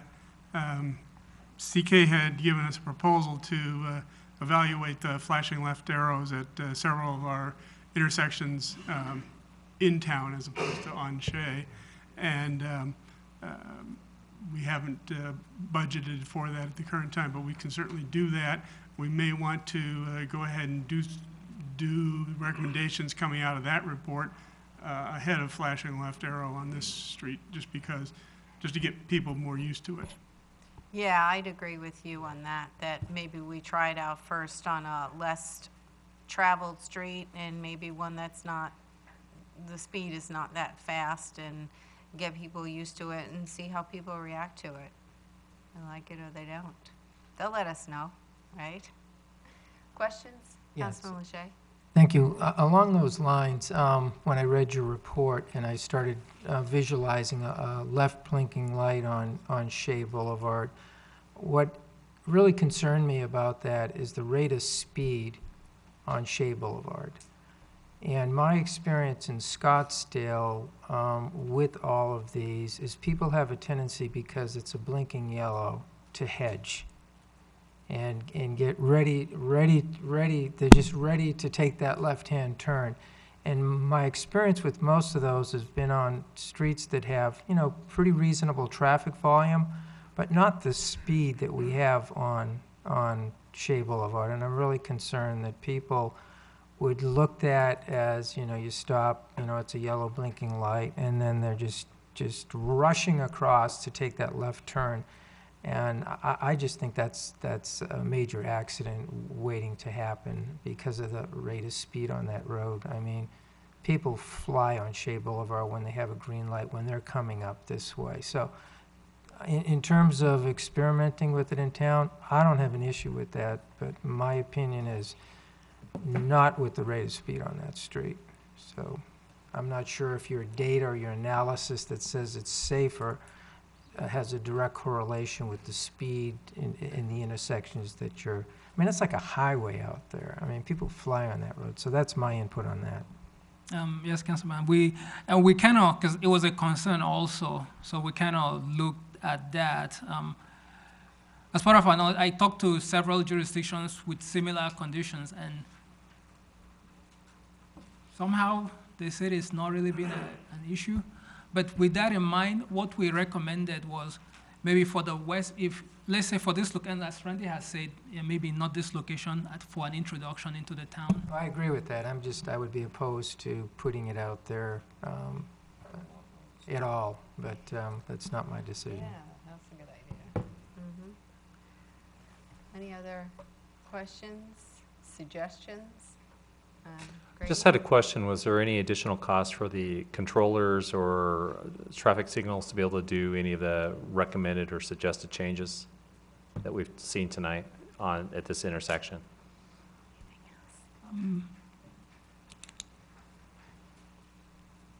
Mayor Grady, yeah, we have not looked at the cost of any of these yet. Most of the costs are fairly minor. Just be programming, basically, you think, or? Yeah, programming, purchasing some new signal heads, signage, that type of thing. Okay. So I mean, we're much lower ballpark cost than we would be at. Okay, so this would be something that, you think it's capital, or do you think it's not, it's operating budget?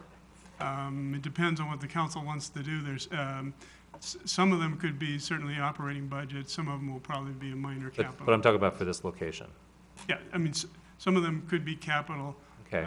But if you put a Well, bunch of them together. we'll want it to could be seek your direction tonight, council, on this, because, again, we have the budget looming ahead of us, and certainly we can always put it in the capital budget, and if it ends up being less money, then we can always make adjustments to that later on. Okay, so we're at that point where if there are no other questions, we want to look for a motion to go forward.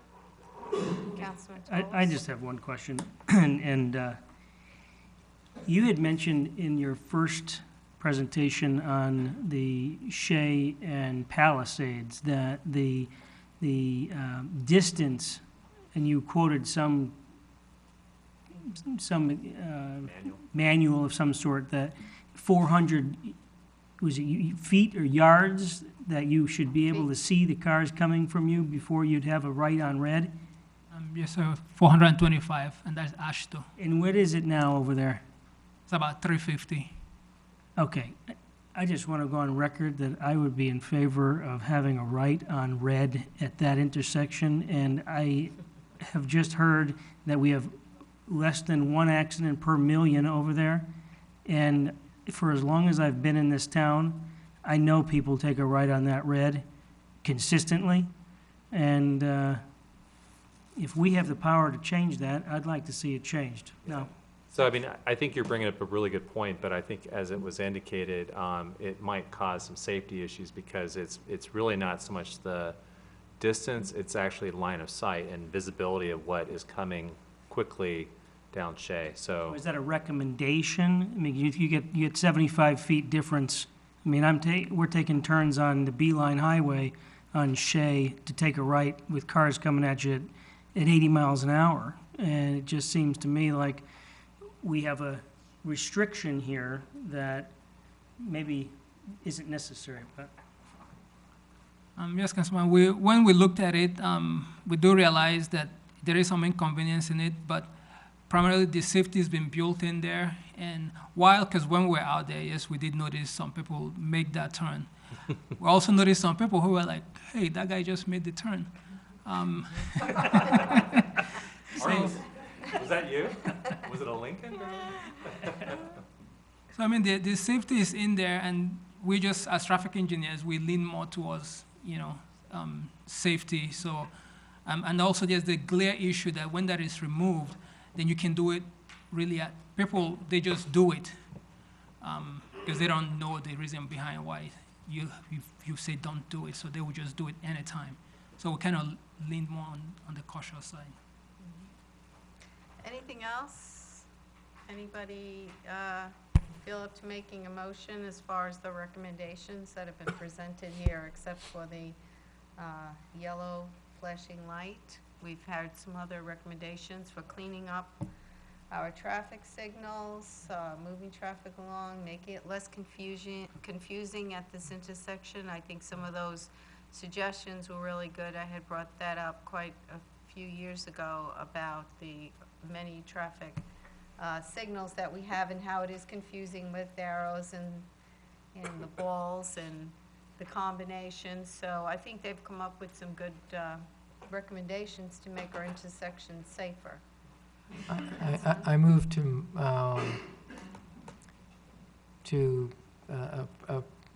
are we studying, further studying, or? Are you talking about the yellow? No, not the yellow, no. So, I think. I move to take action on the recommendations as presented, except excluding the yellow blinking light. Well, okay, if I could just jump in. Why don't we do one intersection at a time? Because the second intersection, which is Fountain Hills Boulevard, had a couple different options, option 1 and option 2. Whereas I believe to maybe what I've heard earlier was at Palisades and Shea that there's a desire to switch out the sign with a sign that says no Okay. turn on red. That was my error, so do you want 2 motions? I think the first motion addresses the Shea and Palisades intersection. Okay. I move to address the recommendations made for the Palisades and Shea Boulevard and take the right turn green arrow sign out to add a no turn on red sign. Okay, motion and a second. Any discussion? All in favor? Aye. Any opposed? Nay. The second motion, with respect to the intersection of Fountain Hills Boulevard and Shea, move to take action on recommendations made by our consultants, with the exception of the blinking yellow light turn signal. Any discussion? Have a motion and a second. All in favor? Just a Yes. question. Which We have option? option 1 and option 2, Option and two. I just want to make sure that Yeah. you're not accepting both options, because then they conflict with one another, so. I think they might want to know what the major difference is between option 1 and option 2. Is it one you know. eastbound, westbound, the other one's north and southbound? The major difference is that with option 2, you still have the arrows. So if you're coming southbound, you can still have the overlap phase. So which means you still have these arrows in place for this motorist to make the right turn while this left is going on. With option 1, you just go to the green balls. So you remove the arrows. So I'm going to ask again, which do you think is going to make it safe and less confusing? Which one do you, because I couldn't tell you right now whether it's better to go with the arrows or the balls, or what would you say? Option 2, I think. Well, based on our analysis, both options are equally safe. Option 2 with the arrow allows you to do the overlap, so you will save a little bit of time. Okay. But you do have that arrow. It's just that you still have the arrow there. Just if somebody was worried about the arrows, but otherwise, so that's what you're getting. You still have the arrows there. Okay. So Let me take another stab at it and move to approve the recommended option 2 and exclude the the yellow blinking light option as presented. motion. Look for a second. Okay. Any other discussion? Yes, Mayor, just out of curiosity, Randy had indicated he had no cost basis for what this is going to be. Are we talking a couple thousand, or are we talking 50,000?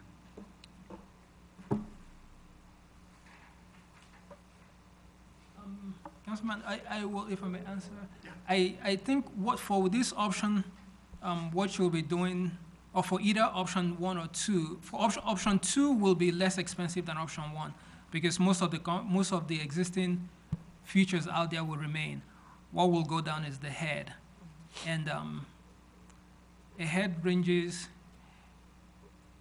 You're probably adding a couple of heads, so probably talking about less than 5,000 for the work. Thank you. Okay. And I think as Grady clarified, this is just to go into the budget, so we'd have another bite at the apple at it. If I might answer Councilman Tull's question regarding the whole menu of their recommendations, we're probably looking at in the 20 to 30,000, but I think we will put it into the budget for next year. So. Is there any MAG money available for this? All right, I tried. Okay, I have a motion and a second. Any other questions? All in favor? Aye. Any opposed? Aye. Mayor, Okay, 6-0. and now we're on pavement management. Mayor, Yes. I just, these gentlemen are finished for the evening, is that correct? Yes. Yes, unless you want I to do just want- roads. Well, I just wanted to thank them. I think Yes, the absolutely. presentations were excellent, and I particularly liked the visuals. They were very helpful. Thank you, gentlemen. Yes, thank you. Appreciate And it. thank you for spending the extra time with me also. I appreciate it. Thank you, ma'am. Okay. Good job. You too, Randy. Great job.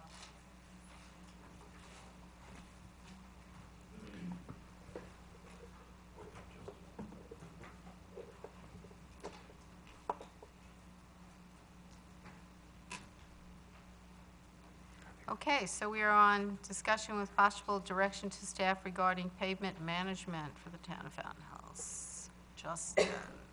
So Mayor and Council, I'll just make some very few introductory remarks, but I just want to let you know, I know it's, 2 hours into the evening already.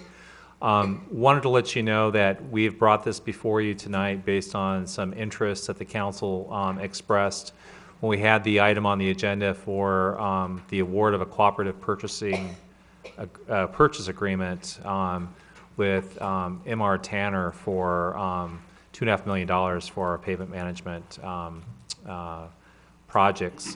So that was, as you recall, tabled, and the council expressed some interest in getting into a discussion about our pavement management practices, particularly going from the zone approach to going to the worst-case approach in addressing our roads. So we're going to go ahead and talk a little bit about that, and also circle back at the very end and talk about staff recommendations, which is for us to get to that point, we feel that we'll need to do a pavement analysis, which will require some outside assistance, and also to allow us to come back at a later time with award of a contract for the pavement management, because right now that's been put on hold and we've not been able to do any pavement mill and overlay or any other repairs. With that, I'll go ahead and turn it over to Public Works Director Justin Weldy, who's going to go through his presentation. Thank you. Good evening, Mayor and Council. Basically, what we have here are some of the slides that we've seen in the past, and this screen is not the one I want.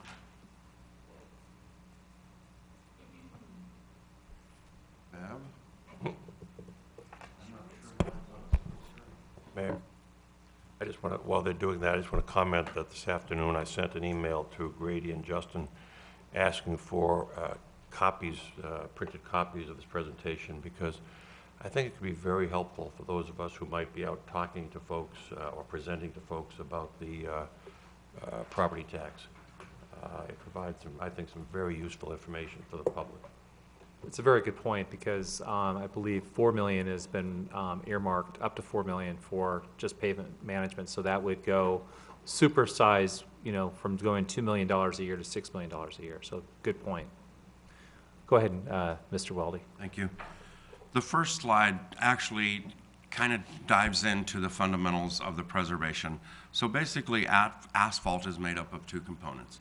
It's made of the aggregate, which is rock, and the asphalt binder, and this is the product that holds it together.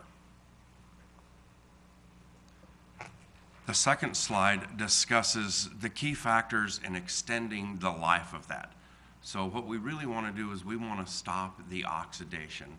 And really most of that occurs, and in Arizona, it's depending on the climate, but right here where we're at, it's about every 2 to 4 years. We really have oxidation because of the heat. It's different from areas that freeze, and we're not going to discuss much of that now. So what happens is it starts unraveling, and so that is basically the loss of the glue and the bond between the aggregate and the binder. And then whenever that starts happening, then we start having cracking as a result of that. This next slide right here shows a little bit of that. And so what we did was we applied TRMSS to this area in June of 2011.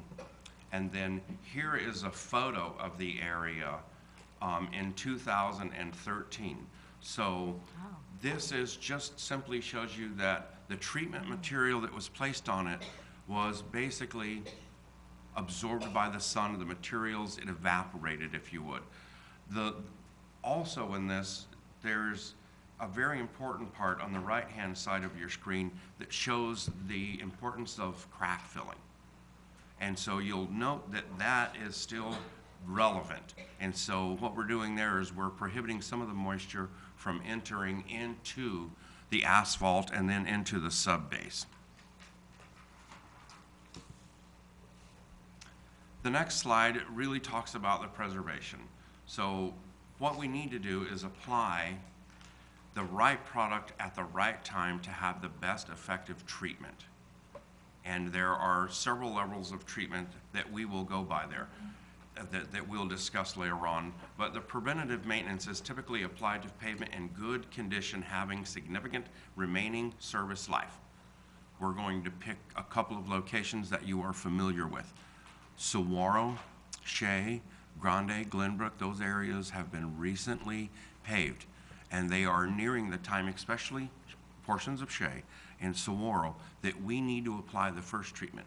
So our goal here is to rejuvenate it and keep the surface better for longer. And what has happened in the past is that there was simply not enough funding, and so some of these things didn't take place in areas after the pavement was placed. And that's basically what's led us to the puzzle street, if you would, that Councilmember DePorter mentioned earlier, is because it began to deteriorate. Part of the strategies to the low cost is the many maintenance practices have not been effective because they were not applied reactively to roads in poor condition instead of proactively to roads still in good condition. And that was the part that I just discussed. The correct approach to preventive maintenance is the right place at the right treatment at the right time on the right road. And so that's what we're going to discuss here in detail a little bit more tonight. This slide that we have here basically shows the pavement preservation concept and the drop in quality and what you need to do and when and the basic cost. So you can see here by the few graphs that if you spend $1 on preventative maintenance, you eliminate or delay, then you get a relatively good road and you're able to preserve it. If you delay that, then your cost is obviously driven up considerably. And you can see the numbers there, from $6 to $10 on the rehabilitation or reconstruction, which is what we did with Saguaro. This is the pavement life cycle. When I originally presented this to the town manager, Grady Miller, he indicated that at the 23 to 25 year level, there was a little bit of confusion. And so we want to start with a new street. In the first 2 to 4 years, we do crack and surface sealing. 6 to 8 years, crack sealing and slurry sealing. So the difference is, one of them is basically the slide that I showed you earlier on Sundown. So that's TRMSS. That's a tire rubber modified slurry seal. There is not any aggregate in that. It's basically a binder and an oil.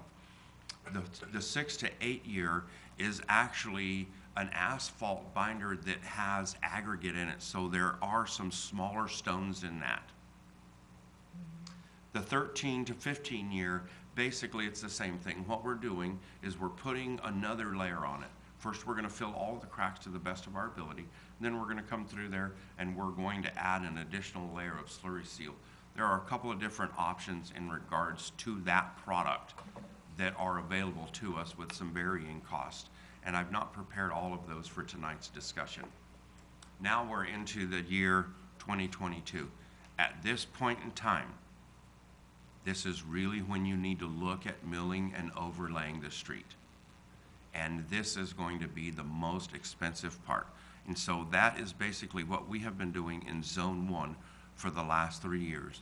We have selected streets, the major streets primarily, a few little cul-de-sacs, and we've spent the funding for those years to mill and overlay that area. At that point in time, we are basically starting all over. So we're at a new street. At the 23 to 25 year period is when we will do our last surface treatment and then start all over again. The resolution passed in 2013 and ordinance 15-10, the town has, since that was passed, the town has allocated $1,900,000 for annual pavement maintenance. The funding sources, and I did not put those dollar amounts in here because that will be presented as part of another one, but the basic is the vehicle license tax, the general fund if it's available, the CIP fund transfer, again, if available, but always the highway user transportation fund. And Mr. Rudolphi would share with you that that is kind of level. And so there has not been any significant changes in there. So we do not anticipate a substantial change in the current funding. This slide right here basically shows you the current scenario. So we basically have $2 million for each of the next 5 years. And depending on direction from council in regards to the zone approach, that $2 million does not go a great distance. It will do a considerable amount, but we're still in the process of playing catch up, if you would. On the right-hand side of this is a possible scenario if a primary property tax is passed by the voters. And as you can see, there is a substantial improvement in the funding. Town Manager Grady Miller and I discussed this, and we've decided that the first year that this funding would be available, again, if it passes, would be the 18-19 fiscal year. And we believe that we can make a really good start at what needs to be done with the $7 million. And then each of the following 4 years would be approximately $6 million. And that is really a lot more work that can be done. What we need help with. And if I could just jump in. Go ahead. This is not a sales pitch on this. This is really just to kind of show you that we're so far behind. What Mr. Weldy didn't explain to you, or he did, but he didn't go into the costs, but those preservative treatments that we're talking about just for Shea and Saguaro, those are going to cost between $600,000 and $800,000, of which we only have $2 million a year currently just to do street maintenance. So it just shows you there's no way we'll ever get caught up. And if we continue going at the route that the town's been going, we're throwing good money after bad. And it's a very serious problem. And you hate to have taxpayers pay with bonds for these projects, and then we can't even maintain them once we have them. So that slide just kind of shows you the issue that we're in, and how perhaps this is a way that we can really address this in a serious fashion. Thank you. This map shows our current approach to pavement maintenance and management, which is the zone approach. We are currently this year, unless given direction otherwise, still working in Zone 1. We have now been in Zone 1 for 3 years, and there will be 2 additional fiscal years required to complete Zone 1 at the current funding level. Vice Mayor? Justin, that is so troubling. I mean, I remember when we first discussed starting in Zone 1, and the estimate was something like 2 years. And we're now talking about, what, 5 years to finish Zone 1 or something like that? And the cost has skyrocketed from the original estimate that we were told about. At this rate, we'll never be able to fix the roads in this town. And I know I'm preaching to the choir. In Zone 1, as I recall, you found something like 30 or 40 areas, some of them small, where you had to go all the way down to the base. Is that because of the lack of preventive maintenance And if it is the lack of preventive maintenance, what's to say that we wouldn't have to do the same thing in every other zone, which then makes it a much longer project and much more expensive? Mayor Kavanaugh, Councilmember Magazine, so there's a couple of answers to your question. So to describe in a little bit more detail what he is talking about is during the milling process, while the milling machine is removing the first 1.5 inches of material, or up pretty close to 2 inches, the asphalt is actually not that thick. And so what remained was so minimal because of the varying thicknesses in that area. We made a decision based on the conditions at that time to remove the remaining portion of the asphalt, stabilize the base course, which is the underlayment under the asphalt, and pave it to full depth. And so that occurred in several locations in Zone 1. Some of the reason behind that, and this is some of the answer to the second part of your question, is these are pre-incorporation roads. And I'm certainly not going to badmouth the previous road district. However, they certainly had some challenges in regards to building these roads originally. And so there are varying thicknesses in these locations, which is how that occurs. But to be fair, Shea was gifted to the town from the county, and we noted in an area of Shea during the most recent renovations in the Shea and Saguaro improvements that we also encountered this. So in this case, it was not the thickness, but when the milling was done, we discovered very large cracks. And so we had to make a decision, which cost a considerable amount of money, to remove the asphalt to the full thickness. Mayor, if I may, do we have many other roads in other zones that are pre-incorporation where we're going to find the same thing? Councilmember Magazine, yes, we do. So the estimates we got, and I'm not in any way criticizing anybody, but the estimates we got 2 years ago for how long it would take, what it would cost, and so on, just out the window. Totally not correct. Is that? Not entirely out the window. And so the numbers that were provided at that time for the zone approach or to complete a zone were based on the cost of materials at that time. And we're really at the mercy of oil. And oftentimes that will skyrocket and or plunge. And if we're not in the right place at the right time, well, there's some changes. Now, there are caveats in the contracts that we use that have some stabilization for the majority of it, but it's the asphalt binder that changes the cost.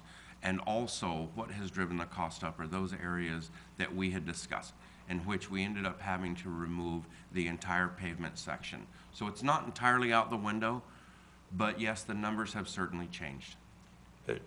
One more thing, if I may.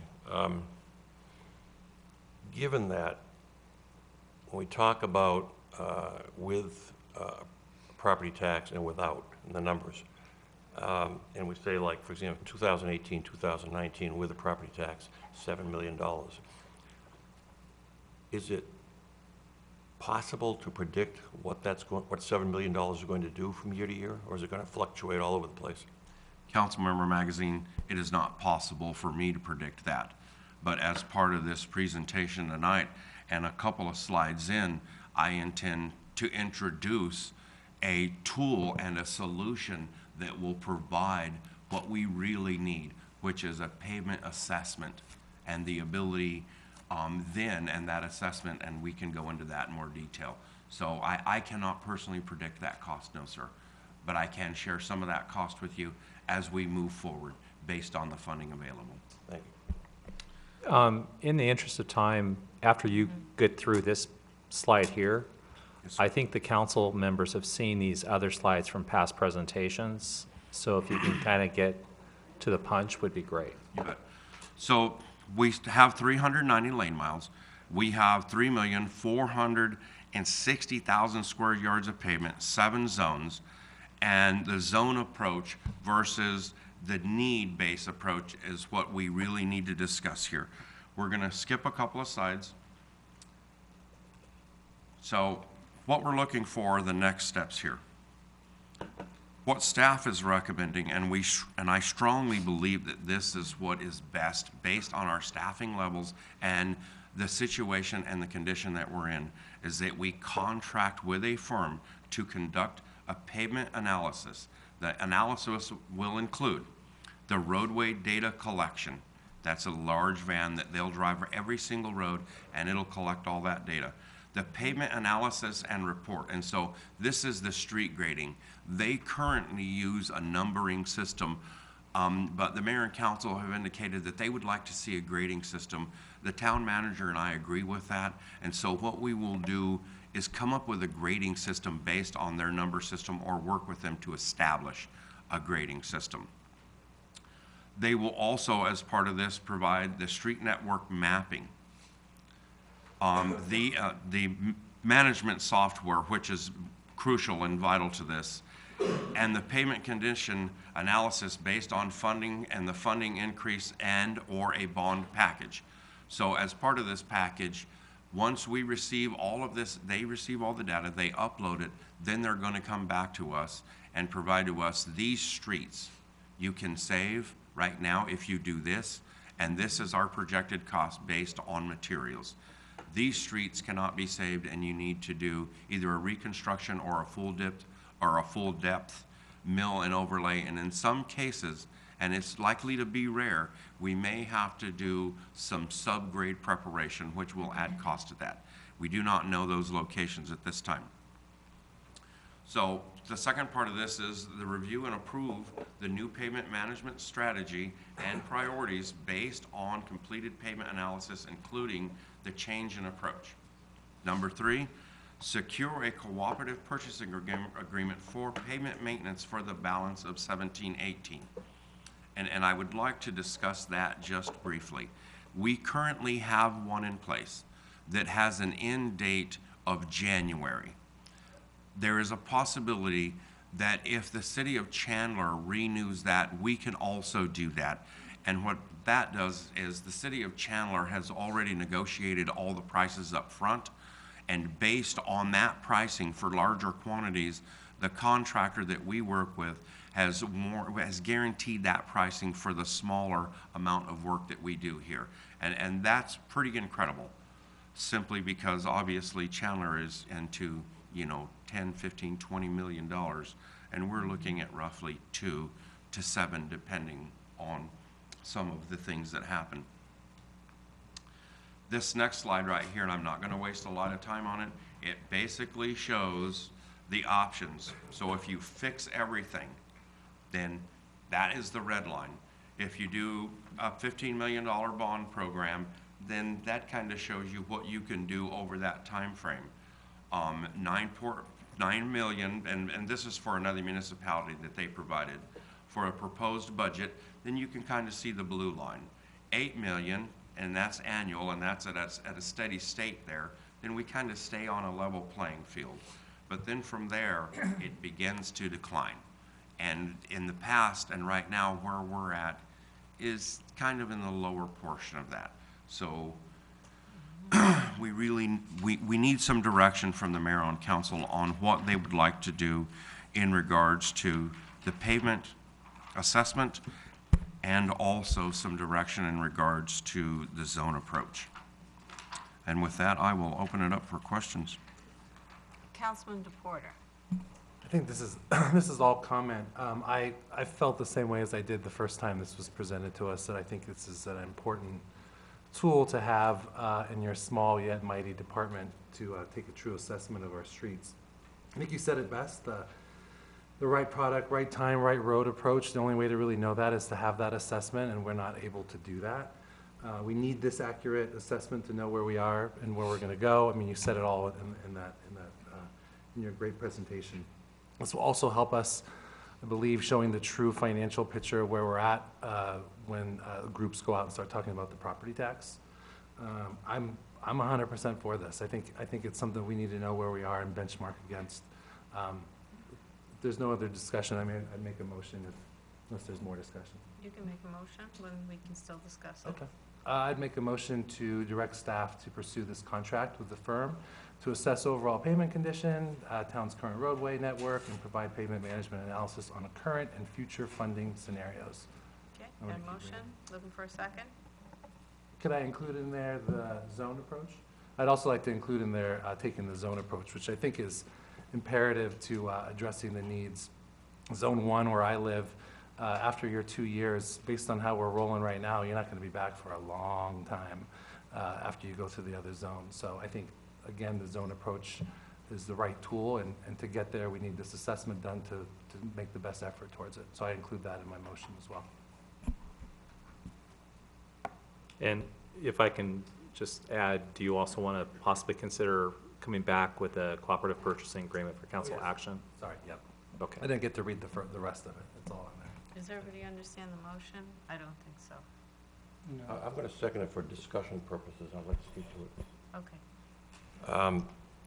First off, starting with the last thing first, I thought we had pretty much determined that the right approach was not the zone approach. And as I understand the presentation, the reason for the pavement analysis and report would be to tell us which streets and roads need to be addressed first, which are the worst. So that would not be in keeping with the motion.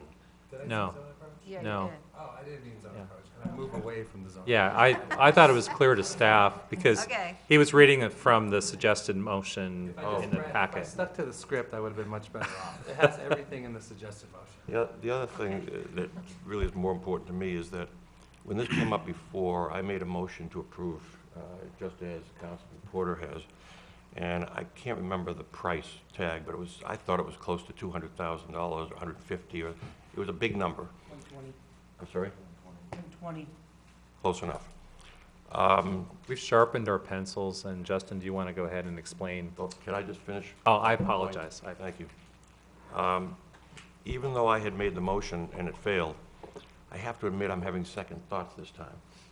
The reason is that we do a pavement analysis and report, and it tells us, it gives us some indication as to which streets to deal with first. But, and others raised this when I had made my motion, what if we don't have the money? We go ahead and we do all this, we spend the money, it says it helps us to determine what we do when and so on, and we look at it and say, well, that's all fine and good, we can't afford it. I would think, and I'm certainly open to other ideas, I think we should wait till after the May vote on the primary property tax. If that's approved and we have $7 million, that's a very different situation than having $2 million. And if it doesn't pass and we only have $2 million, I'm afraid we're throwing away money by doing that analysis today. Mayor, Council, if I could just respond to the Vice Mayor's comments. I understand from your perspective where you're coming from on this. But one of the things that we are finding is that we as staff do not have the ability to do this on our own. That situation has not changed since the last time we brought this. The other thing is this firm will actually totally assess and come up with a value of what it's going to take to deal with our streets, whether we get the primary property tax or not. We have to know the magnitude of the problem because we will likely have to come back to voters for a future bond issue to address with streets after 2020. Because in 2020, the current Saguaro bond issue is paid off, and we'll need to address this. So I think this is very critical at this point for us to do, whether the voters approve or not approve a primary property tax. The staff is really not able to get much more direction on this because basically we have two people and we have 390 lane miles to have to assess, and they have other parts of their job that they have to do besides just this. So it really comes down to a manpower and assessment that they just don't have either the technical expertise because of the size and scale with just two people. Mayor, this is really a catch-22. It's a catch-22. If we do the analysis and we get all this information and we spend $120,000 and we find out we can't do anything, what's the point?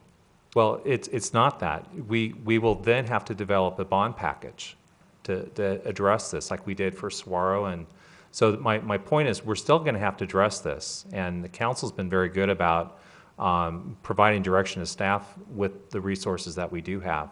But I think this is just at a point, if we don't do this, and let's say we wait until after the election, then we're already a year behind on trying to figure out how to properly utilize the money that comes in to put into streets. Well, Mayor, Grady's the town manager for a reason, so I will accede to his wishes and support this with some reservation. Mayor Kavanaugh, if I may, the original proposal, Councilmember Magazine, was in fact $120,000. That $120,000 included everything that I described to you in regards to the assessment, but it also included several renewals for the software and for the firm to store and input data into that software as we made changes. The one that we're coming to you with tonight is a reduced part of that, and the total cost for that is just under $70,000. So that provides us with all of the assessment information that we need in all the spreadsheets, and it provides us with 1 year of software assistance, which they store and update for us. It's helpful, thank you. You're welcome. Councilman Lachey? Thank you. That was my question. I just wanted to clarify what level of service we would have. Your packet does have the 69,000 in it. So thank you for clarifying that. My other question goes to, if we decide to contract with these folks, how long will their analysis take? Mayor Kavanaugh, Councilmember Leger, it's going to take about 6 to 8 months after I get a contract through council. And so they will not start the process until after the contract is approved. So we're looking at 6 to 8 months after the contract. And to get a contract through, we're probably looking at probably 60 days, maybe a little bit less, if we can work through it quickly. And if I may, Grady, Town Manager Grady, what is the projected date if we go to the voters for a primary property tax? It's May 15th, I believe.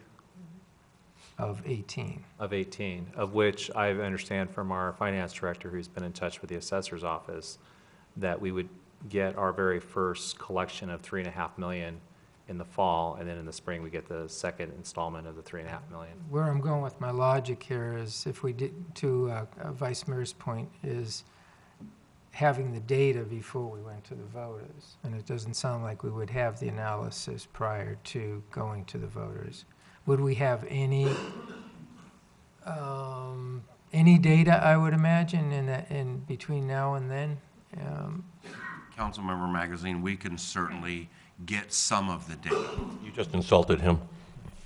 Oh, I'm sorry. Councilmember Leger, yes, we can certainly get some of the data, but it takes an incredible amount of time to input all of it. No, I understand So I'm not that. sure I was that just, we would have I was what just you're banking after. on that. I think that in terms of having the discussion regarding primary property tax, pavement management's going to be a big part of that discussion, and any data that we could have would be helpful towards that discussion, which goes to your point that the data would be a waste, but if we could have some data prior to that, that could be used in that discussion. So thank you for that. You're welcome. And Councilmember Leger, we can certainly reach out to this firm and get some good dates from them in regards to what data will be available prior to that. So what I'm hearing you say, going back to what Councilman DePorta says, is to make the right decisions, this is a tool that is necessary. That is correct. Okay, thank you. I'm going to ask Councilman DePorta to repeat his motion.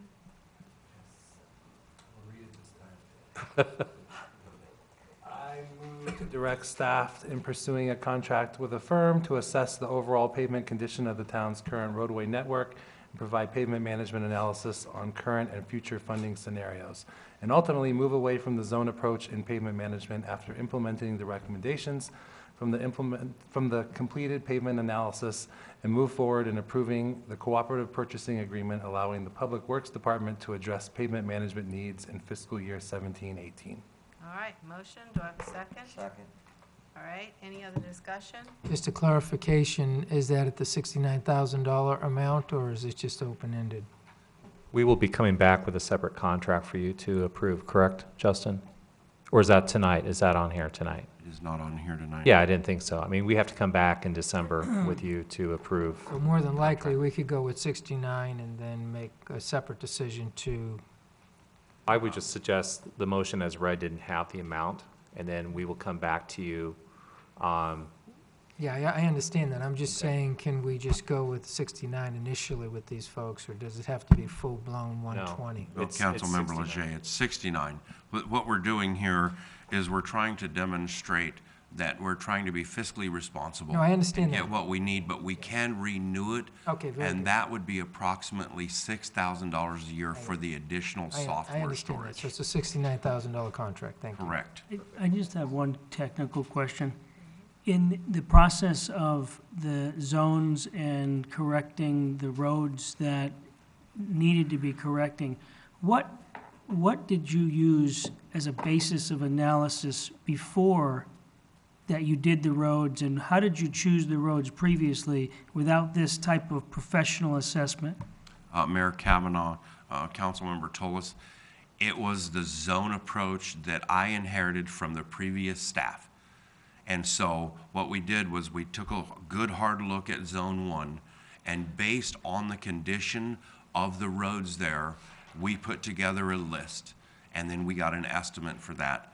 When it was obvious that we did not have the funding for that, then we had to back out of that and take another look at it and determine, with this funding, what can we save and what can we fix. And so our approach was several different levels. But basically, the former Public Works Director went out to every single street and assessed them, took photographs of them and assessed them, and then gave that report to me, and then he and I would return to one or two sections and look at it, or I would go independently, and that's how the decisions were made. But it was all based on the resolution and the zone approach that we had been given. So with this new, I feel like this is Groundhog Day to me, because we had this conversation a year ago in December, and we had this assessment of $220,000 to do this study, and we're back having the same conversation.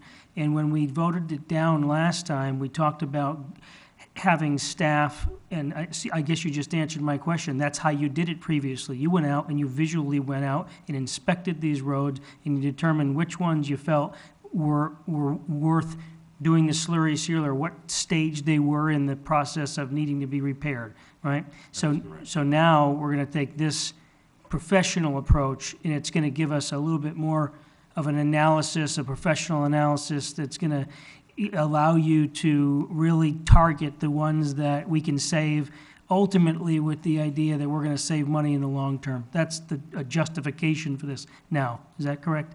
That's some of the justification, correct. What we're doing is a surface analysis, so we're just looking at the surface. What this machine is going to do is actually read the surface and the depth, and when the opportunity occurs, it's actually going to look through the cracks, if you would. And they're going to be able to provide a much more in-depth analysis of what we have. And also with that analysis is the cost. So it's basically the worst of the worst is going to be some of the approach to that. Let's see what we can take care of now that needs to be taken care of now. I just really feel that with the limited amount of resources we have, Councilman Magazine makes a very good point. And you spend this money, and I'm going to defer to the town manager at this point and your recommendations, and let's move forward with this. But I just feel like all of the things we talked about a year ago, granted, we don't have the staffing, you don't have the resources, It just seems like we never went through that process of even coming back and establishing the grading and establishing the A, B, C, D, F type of grading for the roads, and what we were willing to accept and what we did not want to accept. And like Councilman DePorter's road, would that be a road that we said, this is a priority, this type of a road? We never got to that point in 12 months that we're back asking for the same thing we asked for a year ago, which is to have an outside independent firm do this. So I'm at the point now where it seems to me like that's the only option. Yeah, we really couldn't go from the zone approach to the worst, just because you start getting into, and I don't want to use this term, but you start getting into neighborhood politics, people saying, well, why are they getting theirs done? And the zone approach at least was able to say, look, we'll get to your area in the next 5 years, and that still wasn't acceptable to people, but at least it gave us a way of trying to manage the resources that we had. And I'm not saying it was the best approach, I'm just saying it was a way to get through it. We agree with the council, and the only way we can actually do a grading is to do a professional assessment of all the streets and know what's underneath, and then get an assessment of what that is. And you, as folks, as council members, say what is acceptable, what is the letter grade that is acceptable for an arterial, a collector, and a neighborhood street. And that's the problem right now is, we're trying to do work on some neighborhood streets, and those probably aren't the best use of our resources, but they're also failing us. So you have to replace those streets. $2 million doesn't do a whole lot. Mayor Kavanaugh, if I may, council member told us during that 1-year period on the former Public Works Director, and I actually did a little bit of that. And we brought some of our findings back to the town manager. And I will let you know this. Some of the areas that we looked at, and I think the town manager said it clearly here, and this starts to get political, if you would, all of the horse streets. And so I can name all of them off, but basically it's everything in and around Palomino. They're shot. And there are the couple of them that are just north of that I refer to as the gun streets. So Winchester is a good example. But also another area that we looked at are all of the trees and shrubs. And so that's just right back here off of the mountainside area. All of the streets that are named after trees and shrubs, they are in very poor condition. And so we certainly did not sit on our laurels in our hands and not follow the instruction. We did some of that, and we discussed it with the town manager and decided that this was the best approach and the best thing for the community. Okay. Thank you. I have a motion and a second. All in favor? Aye. Any opposed? Taking a motion to adjourn?